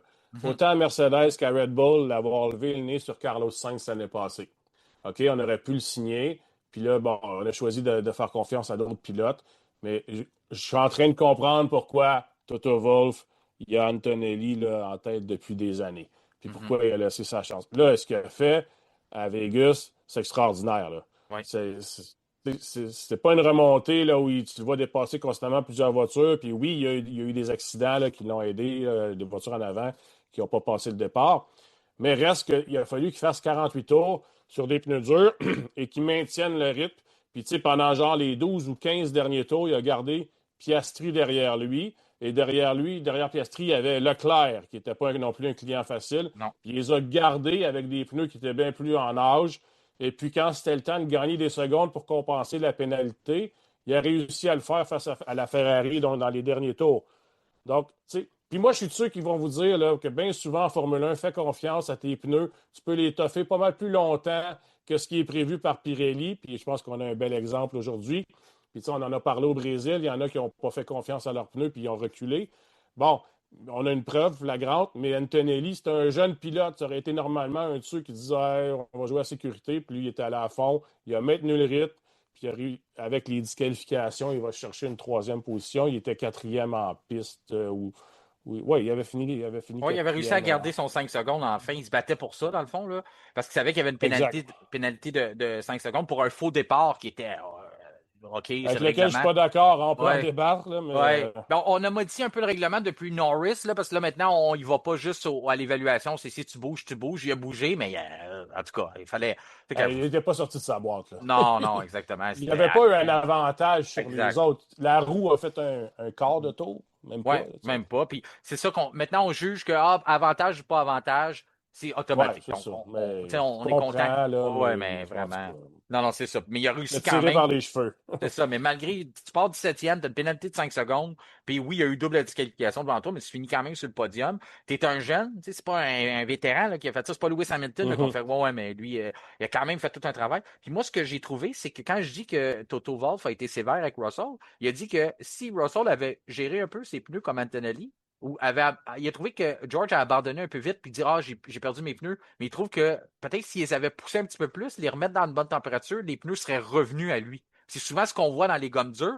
Puis le jeune Kimi, lui, il travaille comme un go-kart. Il faisait bouger son arrière de sa voiture beaucoup. Fait qu'il était capable de faire monter la température dans ses gommes à l'arrière, garder beaucoup d'adhérence, puis il ménageait ses pneus en avant parce qu'il travaillait un peu avec le derrière de sa voiture. C'est phénoménal d'avoir un jeune arriver sur un circuit comme Vegas, qu'il faut le dire, c'est la première fois qu'il allait. Puis Mhm. d'être capable de s'en tirer comme ça, ben, j'ai envie de dire de lâcher un Kimi Antonelli. Tellement que j'étais content de voir ça. Mais vraiment, Puis, ça a été très bien. Très, très bien de lui continuer cette absolument. Puis, équipe. tu as raison de souligner parce que, tu sais, on sait que Toto, il l'aime. Mhm, Puis là, si le niveau de performance de Kimi, il se rapproche beaucoup de celui de George, comme c'est le cas depuis les deux derniers Grands Prix, hey, tu as raison de dire que la position de George à l'intérieur de la Mercedes va être fragilisée. Là. oui. Il va falloir que George Russell, que j'aime beaucoup, puis tu as raison de dire, puis à mon avis, actuellement, c'est le deuxième meilleur de cette saison aussi, là, depuis le début de l'année. Mhm, Peut-être que, tu sais, peut-être qu'il va avoir plus de difficultés là, en début de saison prochaine, puis qu'on va aller à Bahreïn, là, puis à Melbourne. Il ne faudrait peut-être pas se surprendre de voir Antonelli en avant de lui. Puis, ben, si c'est le cas, écoute, il faudra juste s'incliner devant le talent du jeune, là, parce que moi, j'étais sceptique, puis je pensais qu'il arrivait vite. Mais là, on voit qu'il a appris cette saison. Là. Puis là, on voit le talent qui ressort. Là. C'est Puis, impressionnant. puis tant mieux s'il pousse George à prendre une autre coche de plus. Oui, C'est juste oui, tout à Mercedes qui fait. va sortir gagnant de ça, de dire tant mieux. Là, Lando, il monte, pas Lando, Kimi monte à George. Il va falloir que tu montes ton niveau de jeu comme des cœurs incorporés, hein, monter à l'autre niveau. Puis c'est justement le pilote des cœurs. Je pense pas que tu vas être fâché avec moi, mais j'ai décidé qu'on le donnait à Kimi Antonelli. J'espère que tu ne me chicaneras pas, mais je trouve que celui qui a levé son niveau de jeu, là, vraiment que encore une étape, il sort d'un podium, Puis là, il nous a encore montré que, gars, j'ai d'autres cordes à mon arc. Là. Je sais pas, vous n'avez pas tout vu de moi encore. Donc, je trouve que c'est lui vraiment aujourd'hui pour. Je lui ai donné le titre des cœurs. Est-ce que tu es d'accord avec ça, Simon? Ah, absolument. Oui. Oh, oui, c'est le pilote qui est ressorti du lot là, dans le Grand Prix de Las Vegas, sans conteste. Je passe les positions un petit peu plus rapidement. On regarde Oui. Leclerc, quatrième. C'était pas facile pour Ferrari. Il nous l'avait dit, hein, moi, je pensais que ce serait pire que ça, même parce qu'on a fait un petit compromis sur bien sûr, l'appui aérodynamique. On en voulait plus pour la pluie, un peu comme on avait fait du côté de Williams, puis on s'attendait à être un peu à la merci de tout le monde pendant la course. Quand même terminé quatrième, on sait, oui, on va toujours prendre en considération qu'il y a deux voitures qui ont tombé. A quand même remonté des positions, mais il semblait encore déçu. Un week-end difficile du côté de Charles Leclerc. Carlos Sainz qui a fait le meilleur résultat possible, je pense. Hein. Je m'attendais à le voir descendre peut-être un peu plus que ça. On n'a pas grand-chose de mal à dire dans ce week-end-là du côté de l'Espagnol. Ah non, il a été bon. Tu sais, je me souviens des séquences où il tenait tête à Leclerc, justement. Mhm. Comme toi, surtout vu qu'il avait réglé sa voiture davantage pour la pluie. Je n'aurais pas été surpris qu'il finisse 9e, 10e, puis il a terminé 7e. Ça, c'était avant les disqualifications, donc 5e maintenant. Euh, Franchement, Carlos Sainz, c'était mon décœur numéro 2, moi, là. Après Saints, on avait Adjar avec Racing Bulls, qui a mentionné justement que pour lui, il n'a pas eu ben de plaisir. C'était une course qui était très longue et seule. C'est pour ça qu'on l'a pas bien vu à la télévision. Mais il faut quand même souligner sa performance. Le numéro 6 qui terminait souvent sixième, d'habitude avec ça, mais dans ses qualifications. Donc, une autre belle performance de possiblement la recrue de l'année, selon toi, Simon. Je pense pas que. Est-ce que ça a changé avec la performance d'Antonelli aujourd'hui? Ça ne changera pas parce que Hadjar a été plus régulier puis il est sur une moins bonne voiture. Tu sais, c'est sûr qu'Antonelli a une Mercedes entre les mains. Là, tu sais. Puis on parlait de Lawson tantôt. Tu sais. Là, Lawson s'est qualifié avant Hadjar, mais c'est Hadjar qui ramène encore les points. Il faut quand Oui. même le souligner. Ouais, c'est ça, ça fait partie de la constance aussi, c'est Ouais. vrai. Ouais. De pas juste être constant une journée, constant sur un week-end complet, mettre tous les morceaux ensemble. C'est ce que je reprochais par le passé à Saints, à Carlos Sainz. Puis à John, on peut pas lui reprocher ça. Il est là le vendredi dès la première séance de ses libres, puis il est encore là durant la course, même au dernier tour. Il vient pas fatigué, il parle, on voit que la forme physique d'Adjar aussi est quelque chose qui doit être assez impressionnant. On n'a pas les résultats des tests physiques. C'est quelqu'un qui doit être en très, très bonne forme. Puis Antonelli, pour revenir là-dessus, là, moi, c'est quelque chose qui m'impressionne parce que c'est une petite charpente. Hein. On sait que les pilotes sont pas Oui. très gros, normalement très forts. Mais moi, je pensais pas que c'était un gars qui serait capable de nécessairement survivre à un week-end de 24 courses. Pas nécessairement, je ne veux pas dire qu'il ne le fera pas à long terme à sa première saison. Oui, il y a eu un passage à vide, mais qu'on soit à Vegas, là, un week-end qui demande beaucoup, beaucoup sur le corps quand même, puis être encore là, à faire des belles courses en fin des tours, justement, compléter des tours compétitifs. Donc, Adjar Antonelli va être assez spectaculaire de voir leur forme physique pour leur âge. Là. En tout cas, ils sont plus en forme que moi. Après ça, on regarde du côté Nico Hülkenberg. Hülkenberg, une autre belle performance, termine septième. Hamilton qui a visité l'arrière d'une stack pendant toute sa course, quasiment là, à la fin, a visité ça. Fait que lui, si jamais on veut des améliorations du côté de l'usine, vraiment, il est capable de dessiner toute l'arrière là, de la voiture stack, si jamais on peut s'améliorer. Ça fait drôle à dire. Et c'est une voiture cliente de Ferrari qui semble avoir le numéro de Lewis Hamilton depuis qu'on se rappellera hein, du dépassement d'Hülkenberg. Hülkenberg a un podium cette année, Lewis en a pas. Donc, en tout cas, ça n'a pas été ça n'a pas été facile pour Lewis. Il a quand même réussi à récupérer. On se dit, là, il a quand même parti de la 19e. Il a quand même réussi à terminer 8e. Encore là, bien sûr, on dit qu'il y a eu de l'aide, mais quand même. Ocon, de l'autre côté, 9e de son côté, 10e pour Oliver Burman, qui a réussi à marquer des points. Double point pour l'écurie Haas. On est dans Oui. une lutte au titre. C'est là que tout prend son poids. Tu dis, Adjar marque des points. Mais Lawson devrait être là aussi pour aider Adjar dans cette course parce que Racing Bulls, c'est pas signé l'avance. Du côté de Williams, c'est correct, là. On risque de terminer cinquième. On peut quand même, on peut le dire en date d'aujourd'hui qu'on va finir cinquième du côté de Williams. Mais que oui, c'est pas beaucoup de points, mais quand même, on a deux As qui marquent des points. C'est là qu'on se dit, ben, Lawson aurait dû être là aussi. Est-ce que tu es d'accord avec ça? Absolument d'accord Ouais. avec ça. Après ça, Absolument. on regarde Fernando Alonso à la porte des points, 11e. Ça a été un bon week-end quand même pour lui. Mais la voiture, elle n'est pas là pour ça. Sur le Tsunoda, sec, wow, il n'y avait pas de ah, chance. Ben, ben. non, il y a pas. Même, c'est ça, même avec deux disqualifications, ben, encore Ouais, là, ils ont réussi pas à terminer devant les voitures. C'est quand même donné une belle lutte, hein. Il a pas vendu chèrement sa peau, là. Quand Lewis était en arrière de lui, c'était le fun de revoir ça. Puis on voyait Oliver c'est vrai. Burman qui se dit, Oliver Burman dans sa voiture, il dit, hey, moi, je suis en train de voir, d'assister à une bagarre entre Hamilton et Alonso. Je suis derrière tout ça, puis j'ai réussi à passer Alonso en plus. Donc, c'était le fun de voir ça. Ocon aussi va prendre les bons résultats, puis finir devant Burman, ça va lui faire du bien parce que ça faisait longtemps qu'on qu'on n'avait pas vu ça. Alonso, 11e, 12e pour Yuki Tsunoda. On va passer à Tsunoda, puis on Ouais. va aller tout de suite à Pierre Gasly, que tu voulais nous mentionner, parce que c'est quand même un beau week-end de Pierre Gasly, qui avait mentionné après la qualification qu'il dormirait pas de la nuit, lui, parce qu'il était complètement sur l'adrénaline. Puis c'est un des seuls que j'ai entendu dire, j'ai eu du plaisir, moi. Les autres, après la qualification, tout le monde dit, ah non, j'avais hâte que ça finisse. Tu voyais Lando dire, puis lui, puis Gasly, lui, il avait l'air d'avoir eu beaucoup, beaucoup de plaisir avec dans Mais la pluie. ouais, sous la pluie, oui, mais par Ouais. contre, aujourd'hui, pendant la Hum, course, il n'y en a pas ouais. eu. Là. Il a dit, Ah, il a dit, c'était un mauvais mot, là, mais il a dit que ouais. c'était été une journée pourrie. Ce que je veux souligner, par contre, c'est passé inaperçu, mais lui aussi a fait un relais de 48 tours Oui, sur c'est des pneus vrai. durs parce qu'il a été impliqué dans l'accrochage au départ avec Bortoleto puis Stroll. Donc, il est rentré tout de suite au puits, il a mis des pneus durs, puis s'est rendu à l'arrivée avec une voiture qui allait pas mal moins bien que la Mercedes. Tu sais, on a donné beaucoup de fleurs à Antonelli, puis avec raison, puis il a marqué des points, puis il a tout le mérite. Puis il y a le gars qui s'est battu en arrière avec une voiture qui avance pas, puis qui, tu sais, malgré tout ça, Gasly, il fait un relais de 48 tours lui aussi, puis tu sais, ça a dû être vraiment un long relais pour lui. Bon. Mais tu Trouvé sais, le temps long. on le disait, hein, ça aurait été facile d'abandonner aussi dans des situations comme ça, Exact, de ben dire je oui. m'en vais nulle part, j'ai pas la voiture. Puis Gasly, on est rendu au 22e Grand Prix de la saison, puis il se bat encore. Fait que c'est tout à son honneur, Pierre Gasly, qui, on le disait là, d'ailleurs, son directeur le considère comme un des 6 meilleurs pilotes Ben de la écoute, grille, avec des résultats c'est comme ça. ça, moi je l'ai Ouais. dit, je pense qu'il a raison. Puis tu Mhm. sais, Sainz est excellent, mais Gasly aussi est excellent, puis Gasly il baisse pas les bras. Tu sais, on a Non. parlé de quelqu'un d'autre tantôt, là. Bon. Ben, exactement, c'est ça le lien. Puis là, tu as parlé de Bortoleto parce que ça a été vraiment quelque chose à surveiller au cours de la journée. Fait qu'on passe 14e, Lawson. Une journée oubliée pour lui. On le dit, il aurait dû Ouais. aller marquer des points. Franco Colapinto, ben, on dit que tu sais, c'est une alpine, là. Mm. Gasly a bien fait, mais il termine pas si loin que ça son coéquipier. Puis après ça, ben, ceux qui n'ont pas terminé, mais c'est Alex Albon qui a encore, on dit, là, c'est un week-end difficile, a percuté l'arrière de la voiture de Lewis Hamilton, a été pénalisé. Après ça, je pense qu'il y a eu aussi il y a eu enquête au départ. Finalement, il a donné une réprimande. En tout cas, c'est vraiment pas bien été. Autant qu'on a connu beaucoup de succès du côté de Carlos Sainz, ben, c'est ça. Puis ça fera pas Ouais, mal au non, il n'a pas bien classement. paru à Albon là, Non, non, il aujourd'hui, n'a puis en pas fin bien de semaine. paru. Vraiment pas. Ça fait pas mal au championnat constructeur parce que Williams a de l'avance, mais s'il avait fallu qu'on soit dans une course, c'est pas le genre de week-end qu'on a besoin d'Albon. Il va falloir qu'il se reprenne au Qatar. Puis il va falloir qu'il se reprenne. Puis on disait qu'il fallait qu'il se reprenne pour le Brésil parce que ça avait été un cauchemar. Puis là, il arrive. Moi, je l'ai pas compris. Ça, au départ de la course, Gabriel Bortoleto, je sais pas qu'est-ce qu'il a vu ou qu'est-ce qu'il a pas vu. Il y avait pas de place pour aller là. Est-ce qu'il a raté son freinage? Il y avait pas de trace de freinage non plus. Moi, j'ai pas vu de roue barrée. J'ai-tu manqué quelque chose? Exactement. Ouais. J'ai pas vu de roue bloquée, j'ai pas vu de fumée qui émane des pneus. Je me suis Non. dit, ben, qu'est-ce qu'il fait là? Qu'est-ce qu'il a pas freiné puis est allé freiner dans Lance Stroll?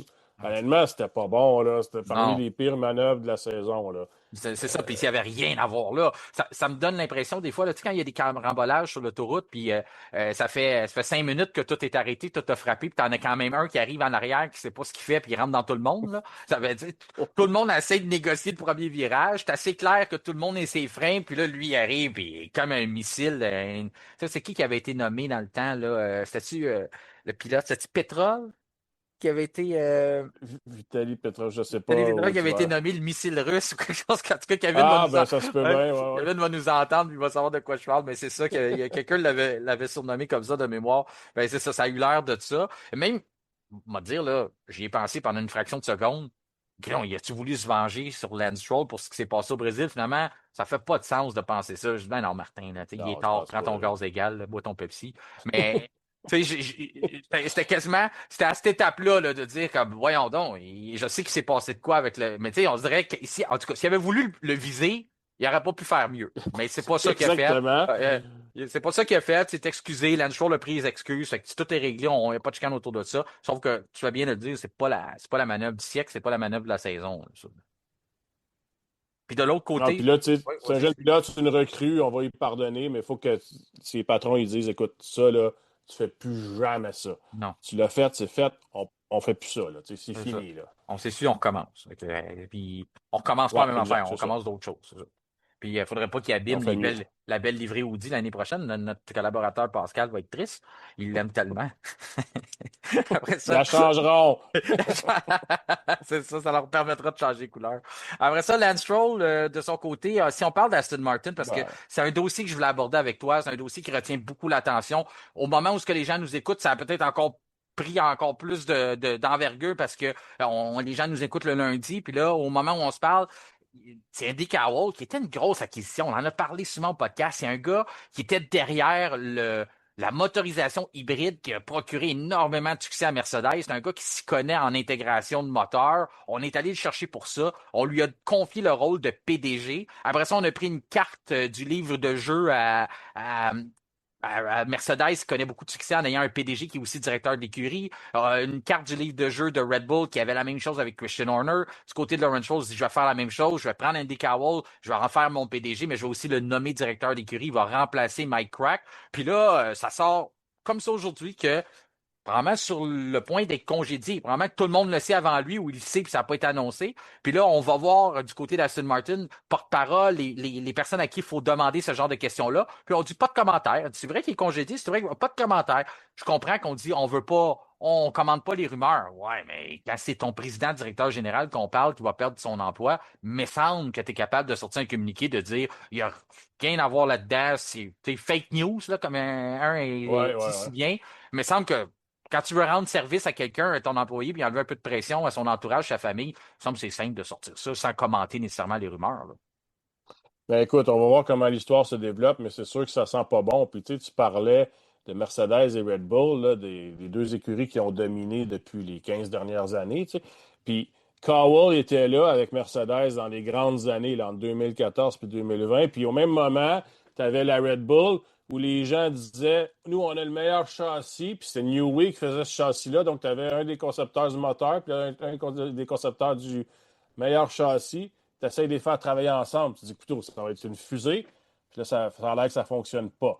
Alors, je trouve ça très inquiétant, sincèrement, là, parce que on l'a souligné en fin de semaine, c'est dans 10 semaines que les voitures vont prendre la piste pour l'année Ouais. prochaine. Là. C'est quand même 2 mois et demi, c'est très, très rapide. Mhm. Je ne peux pas croire qu'à ce moment-ci, alors qu'on est tout près de les mettre en piste, ces voitures-là, on est encore en train de débattre parce qu'il faut qu'il y ait un conflit à quelque part sur l'orientation de la voiture pour qu'on en arrive là.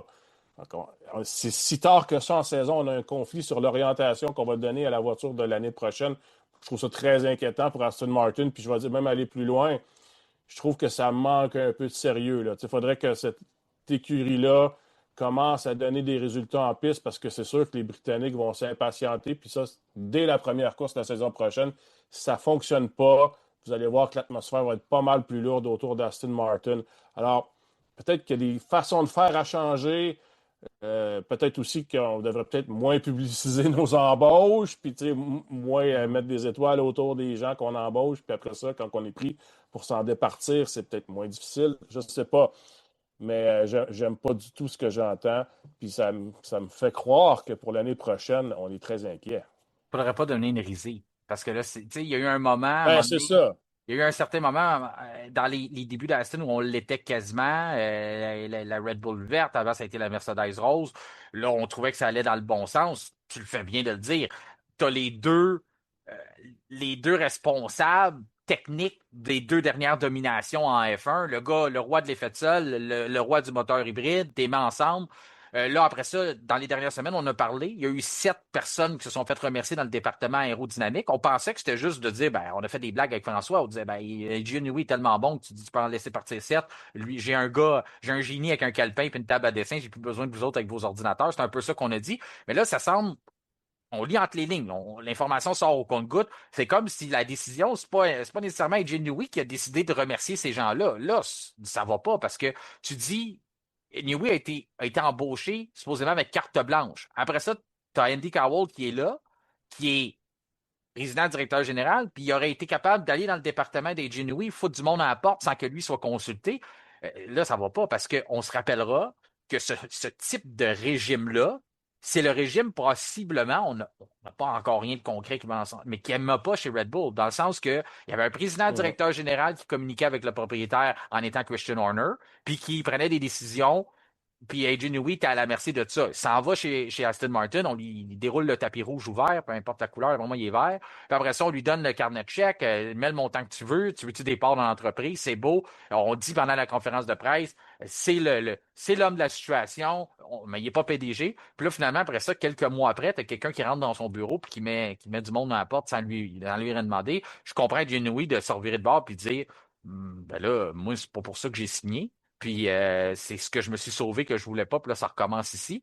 Mais en même temps, moi, je pense qu'à sa place, c'est pas à Andy Cowell, faut qu'il en veuille. C'est à Lawrence Stroll. Moi, ça serait mon Ben oui. réflexe de dire, si toi, Simon, tu m'embauches dans ton entreprise, tu dis, Martin, je t'engage pour faire ci, ça, t'as carte blanche, t'as des parts, personne peut te déranger, puis après ça, je me rends compte qu'il y a du monde qui rentre, je rentre le matin, puis il me manque des employés, puis c'est pas moi qui les ai foutus à la porte. C'est pas à la porte à Andy Cowell, je vais aller cogner, c'est à la tienne pour me dire, écoute, c'est quoi tu me dis, là? Ça marche pas, tu sais.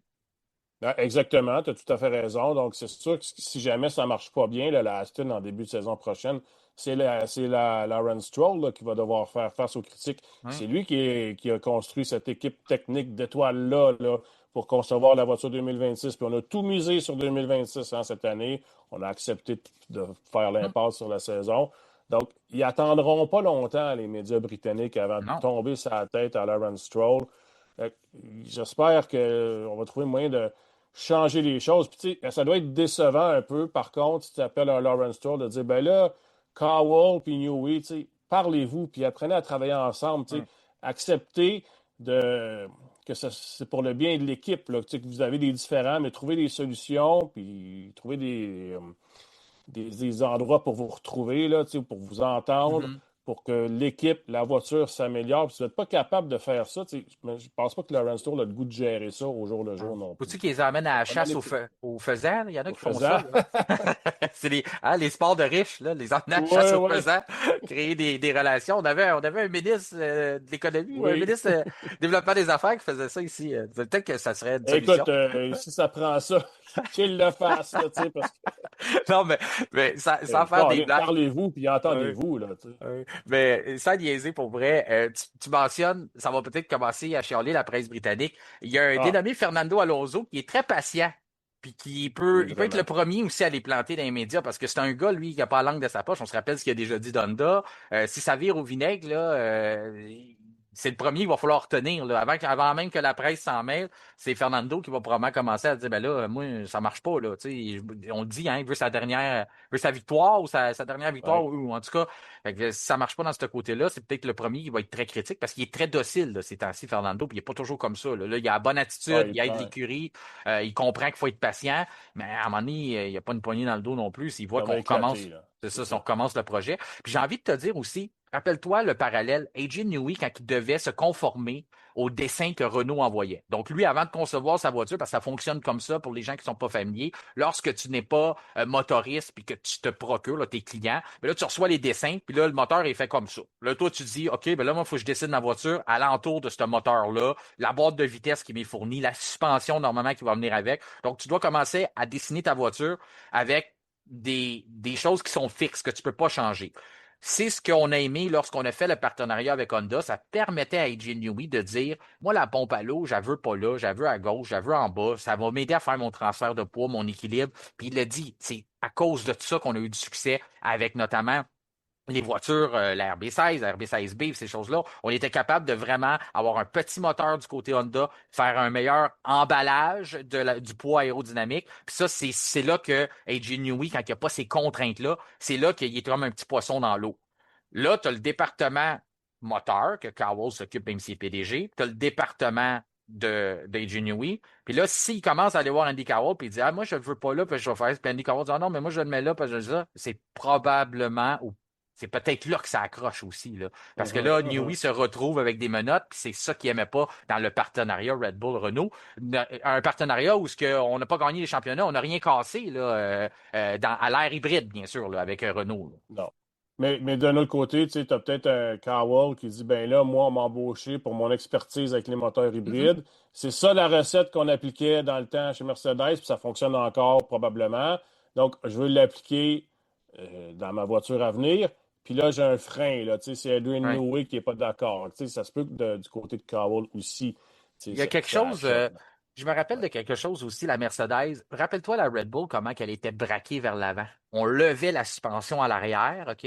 Puis on faisait, dans les dernières années, là, on voyait vraiment la Red Bull là, avait l'air méchante. Là. Tu voyais le derrière t'élever. Mhm. Puis du côté de Mercedes, on avait une approche différente. Tu sais, tu sais, on spécule, là. Mais ça peut être là que ça accroche aussi. Il y a un détail juste comme ça. Sur là, on est rendu, la suspension arrière de la voiture, comment que le moteur va être positionné. On dit non avec la boîte de vitesse. Nous, on veut que la voiture soit plus sur une ligne droite, plus horizontale. Puis nous, oui, dit non, c'est pas de même, je construis mes voitures. Moi, je veux que l'arrière de la voiture soit plus élevé. On va chercher de l'appui en arrière, puis on va mettre de l'appui sur le devant comme ça. Tu sais, c'est niaiseux comme ça, mais là, tu l'as dit tantôt, il est tard pour ce genre de Ben, c'est parce que pour chicane-là. avoir ces discussions-là, effectivement, Ouais, je suis bien étonné parce que je suis convaincu que c'est un enjeu technique. c'est ça. Puis que là, on s'entend pas, puis que, écoute, dans 8, 10 semaines, il faut que la voiture soit prête. Ben, il faut Mon ça Dieu. prête, il faut qu'elle soit en piste. C'est ça, non, non, il y Oui, a oui, des. il faut qu'elle roule, puis qu'elle soit bonne, là, tu Ouais, sais. ouais. Si Ah t'es non, c'est. 17e, ça passera pas, là, tu sais. Il faut vraiment qu'elle soit dans les meneurs, là, tu sais. Puis Puis là, si on va se battre pour le titre, il faut qu'elle gagne, tu sais. Puis si on fait on lance des noms, là, parce que c'est sûr que le nom de Christian Horner va sortir. Là, on ne sait pas l'entente entre lui et Newey, est-tu vraiment valable? Là, on entend dire que finalement, non, il y a pas de problème entre lui et Newey. C'est le gars qui a mené un projet de 5 ans. Mais là, ça commence à faire un gars qui se paye tous les jouets qui sont disponibles. Depuis que Horner est disponible, Newey pense juste acheter Andy Cowell à la poubelle. Après ça, moi, j'entends Andreas Seidel là, qui était juste, Seidel. ouais, qui était chez, tu sais, partout ce qui est parti, ça a été mieux après. Donc, c'est jamais quelque chose que tu veux sur Exact. ton CV, là. Il était chez McLaren, il a quitté. Je pense que ça va pas pire, hein. Puis après ça, là, il était chez Audi. Audi n'est pas encore arrivé, mais Stack, ça va pas mal mieux depuis que c'est Mattia Binotto qui est là, puis qui a engagé Jonathan Whitley. Donc, partout ce qui part. Fait qu'est-ce que c'est la nouvelle stratégie de Lawrence Stroll? On va l'engager, on va le laisser 3 mois chez nous, on va le mettre dehors, puis après ça va bien aller. Ben, peut-être, ouais, c'est ça, c'est un talisman. Mais, C'est ça qu'il faut faire. Mais je sais pas. ouais, ben, des fois, c'est parce que là-dedans, le name dropping, des fois, ça vient aussi des Oui. médias, tu sais. Fait que Ouais. là, il y a un problème, il va s'en aller. Fait que là, tu sais, faut que tu spécules dans ton article. Fait que là, tu sors les noms que tu Ouais. connais, tu sais. Puis là, tu vas sortir. Pas sûr, moi, sincèrement, que ces noms-là, tu sais, on va le considérer pour Aston Martin. Horner, il va pas retourner dans un poste similaire à ce qu'il y avait chez Red Bull. Tu sais, on lui a montré la porte. Je pense qu'il va vouloir plus qu'être PDG. Ça, vous en avez déjà parlé. Puis honnêtement, lui aussi, là, c'est peut-être plate à dire maintenant, là, parce qu'il y a beaucoup de mérite dans les grands succès de Red Bull, mais depuis qu'il est parti cette année, ça va beaucoup mieux chez Red Bull. Là. Verstappen, regardez là à quel point il était heureux après sa victoire là, à Ah oui. Vegas. On voyait pas ça avant. Là. Alors, tu sais, est-ce que tu veux vraiment rentrer cette équation-là dans ton écurie? Alors, je suis pas Mettre le loup. convaincu. Rentrer le loup dans C'est la ça. bergerie, ouais, c'est ça. C'est ça. Puis, tu sais, Horner va arriver, il va dire moi, on a fait ça de même, moi, il faut faire ça de même. Puis, il faut agir de cette façon-là. Puis là, ben, tu vas te retrouver à reculer. Là. Tu sais, des fois, Faut pas perdre AJ ouais, Newey du côté ça, d'Aston on peut Martin. perdre du temps. Donc, Ouais. je pense qu'on spécule beaucoup sur ce qui se passe à l'intérieur de chez Aston Martin. On ne le sait pas, mais de voir que le patron, d'ailleurs, ils ont changé l'année passée de patron, là.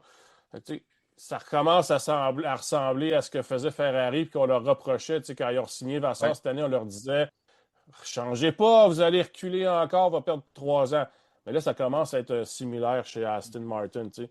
Moi, j'aimerais ça, là, que l'équipe en place mette une voiture en piste, qu'on puisse les évaluer sur le résultat de cette voiture en piste-là. Puis après ça, s'il y a des jobs qui doivent se perdre, ben, ils agiront. Mais changer à ce moment-ci, ça me semble vraiment risqué, puis ça sent pas bon. Non. Puis ça veut pas dire que des petits ajustements en cours de route, des petits ajustements plutôt en cours de route, Ouais, c'est pas bon parce qu'on a vu McLaren se revirer très vite là, dans les dernières années. Tu sais, on avait engagé David Sanchez, puis on l'a mis dehors quelques mois après, on a vu ça, non, ça va pas dans la mentalité qu'on veut. c'est On ça, a ça quand même fitait fait plus. ça. Ça, c'est pas mauvais là, de quand même s'ajuster. Sauf que C'était là, pas le patron, là. non, non, c'est ça. Là, c'est le PDG. Puis comme qu'on dit, Ouais. il dirige aussi le volet moteur qui est super important. Honda, on sait, a eu des difficultés à retrouver des employés parce que c'est sûr, on danse du pied, on est en F1, on n'est plus en F1, donc c'est pas évident d'aller se commettre là et dire ah, moi, je vais quitter ma job pour aller travailler pour vous. Quand on sait pas si vous allez être là. Tu sais, et si Honda connaît pas un bon départ là, dans la nouvelle ère, puis on se fait humilier par Audi, puis tout, est-ce qu'on va rester? On le sait pas, puis c'est pas moi qui va gager là-dessus, puis je gagerai même pas ton argent à toi là-dessus, Simon. T'as vu comment je t'aime? Fait que, Je comprends. que C'est je, gentil. en tout cas, on ne peut pas se commettre là-dessus. Mais une chose est sûre, je pense que la chose la plus vraie qu'on peut dire à travers toutes les spéculations, c'est que ça sent pas bon. Ça sent pas bon Ça sur sent l'année pas bon. prochaine. On pense que tout. Puis dans les dernières semaines, derniers mois, on a commencé justement à mettre les moteurs ensemble, à commencer à faire les assemblages, parce que tu le dis, dans 10 semaines, la voiture va rouler pour des essais au mois de janvier. Donc, c'est tout ce qu'on a vu qu'on n'a pas aimé. Puis Lawrence Stroll, je commence à trouver qu'il joue peut-être justement. C'est un gars qui est hyper passionné de Formule 1. Puis il veut pas se donner les chapeaux de dire hey, je vais être directeur d'écurie, faire un Flavio de lui-même ou quelque chose comme ça, de dire ah, moi je vais m'occuper de l'écurie, je vais faire ci, je vais faire ça. Il se tient à distance, mais à quel point il est vraiment à distance? Est-ce qu'il joue les Jerry Jones comme propriétaire des Cowboys de Dallas ou ce que finalement c'est lui le propriétaire? Oui, il a les poches pleines, mais en plus il veut jouer le rôle de coach puis de directeur. Fait que c'est tout ça que ça passe pas, que là, lui, il a pas assez de contrôle sur Andy Cowell. Puis là, il se dit, mais je vais prendre un gars comme Andreas Seidel, puis il va faire ce que j'ai dit de faire, puis dans le fond, il va être mon pantin. Là. Mais c'est ça que je Dans ce trouve. cas-là, embauche personne, puis vas-y, là, tu sais, parce qu'à un Vas-y, moment c'est ça. donné, C'est ça. c'est Mets-toi ça. le chapeau, puis vas-y, j'allais dire, mais c'est peut-être ça aussi. Il est trop présent, parce que des fois, c'est le fun d'avoir des propriétaires. Ça se peut, Ouais. mais tu parles de Jerry Jones, puis tu sais, c'est un bon exemple, il est tellement mauvais, Jerry Jones, là. Ouais. Pseudo-DG des Cowboys de Dallas. Mais tu sais, c'est un bon exemple de parler des propriétaires dans le sport. Il y en a toujours, puis dans tous les sports, tu sais, qui pensent de pouvoir se payer une équipe d'étoiles, puis là, ils vont chercher tous des gros noms. Puis Mhm. ça marche pas. Tu sais, ça marche pas sur la glace ou sur le terrain. Ils Ouais. jouent pas bien ensemble. Puis peut-être qu'il y a de ça chez Aston Martin dans l'usine, là. Tu sais, Il s'est ils ont tous construit les le, éléments pour réussir, mais là, la chimie, elle opère peut-être pas. Il se construit le gros stade, l'autre s'est construit le gros Ouais. campus, la grosse usine, le gros simulateur. J'entendais Jack Crawford justement parler à quel point que c'est impressionnant le simulateur qu'on a chez Aston Martin. Tu sais, je pense qu'on fait bien les choses, mais peut-être que des fois aussi que c'est plate à dire, mais de juste se résoudre à être le gars qui signe les chèques, engager le bon personnel ou même peut-être embaucher quelqu'un justement qui engage le monde. Tu sais. Fait que, en tout cas, on réglera rien Ouais. aujourd'hui, mais c'est un dossier qu'on va avoir à l'œil au cours des À prochains, suivre, en tout cas. pour ne pas dire des prochaines heures, parce que j'ai l'impression que c'est quelque chose qui devrait se dérouler assez vite. Du moins, je l'espère pour M. Cowell, parce que si tout le monde pense qu'il a perdu sa job, parle de ça, puis lui, il ne le sait pas encore, ou il n'est pas certain, ou en tout cas, j'espère qu'il le sait, mais que Aston va annoncer ça plus vite qu'on arrête justement de lancer des noms, ou c'est peut-être justement on n'a pas le remplaçant encore, puis on veut pas. On veut pas, mais en tout cas, si Andreas Seidel, je vais trouver ça assez étrange qu'on va de. Non, je penserais pas. Je Ouais. penserais pas. Je serais bien étonné. Le Manhattan. En tout cas, merci beaucoup, Simon. Puis, Hey, c'est un grand plaisir. ouais, ton pilote du jour, tu me l'as pas donné, mais je vais quand même te le demander en terminant. On ne changera pas les bonnes habitudes. Qui t'a choisi comme pilote du jour, toi?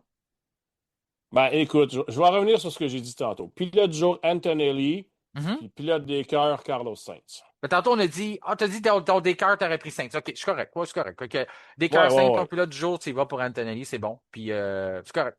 C'est tout, on avait des bons choix cette semaine. C'est comme ça de plus en plus. Hein. On s'en va vers la fin de l'année. Puis, Écoute, on on se dirait que trompe pas. tout le monde performe bien. Non, c'est ça. Pas de chicane là-dessus. Encore une fois, Simon, ton livre, Villeneuve-Schumacher, 1997, le duel qui a marqué une époque, les gens qui veulent se procurer, le demander comme cadeau de Noël. C'est encore temps là, de le commander pour l'avoir à temps. Oui, Donc, puis il y a les librairies qui effectivement. l'ont. Si tu veux rappeler au monde sur les librairies qui peuvent aller aussi, parce que tu vas les nommer mieux que moi, parce que j'ai peur. J'en connais une couple, là, mais je ne vais pas me tromper. Oui, librairie Lulu à Mascouche, librairie Carcajou à Laval et les librairies Martin. Là, il y en a beaucoup, alors gênez-vous pas, Joliette et aussi à Laval. Parfait. Un gros merci encore une fois, Simon. Je te souhaite une excellente semaine, puis on s'en va vers le dernier doigt de la saison. On a encore une course au titre, on ne peut pas se plaindre. Merci beaucoup. C'est à ce qui conclut notre épisode du lundi 24 novembre. Notre prochain rendez-vous sera vendredi, en marge des séances de célib et de la sprint shootout pour le Grand Prix du Qatar. Mais d'ici là, je vous invite à nous rejoindre sur les différents réseaux sociaux, notamment sur Facebook, Instagram ainsi que LinkedIn, et à vous abonner à nos chaînes Spotify et YouTube et activer la petite cloche, question de recevoir une notification lors de la publication des nouveaux épisodes. Mon nom est Martin Simon, Simon avec un C. Je vous remercie de faire confiance au F1 Podcast et je vous souhaite une excellente semaine.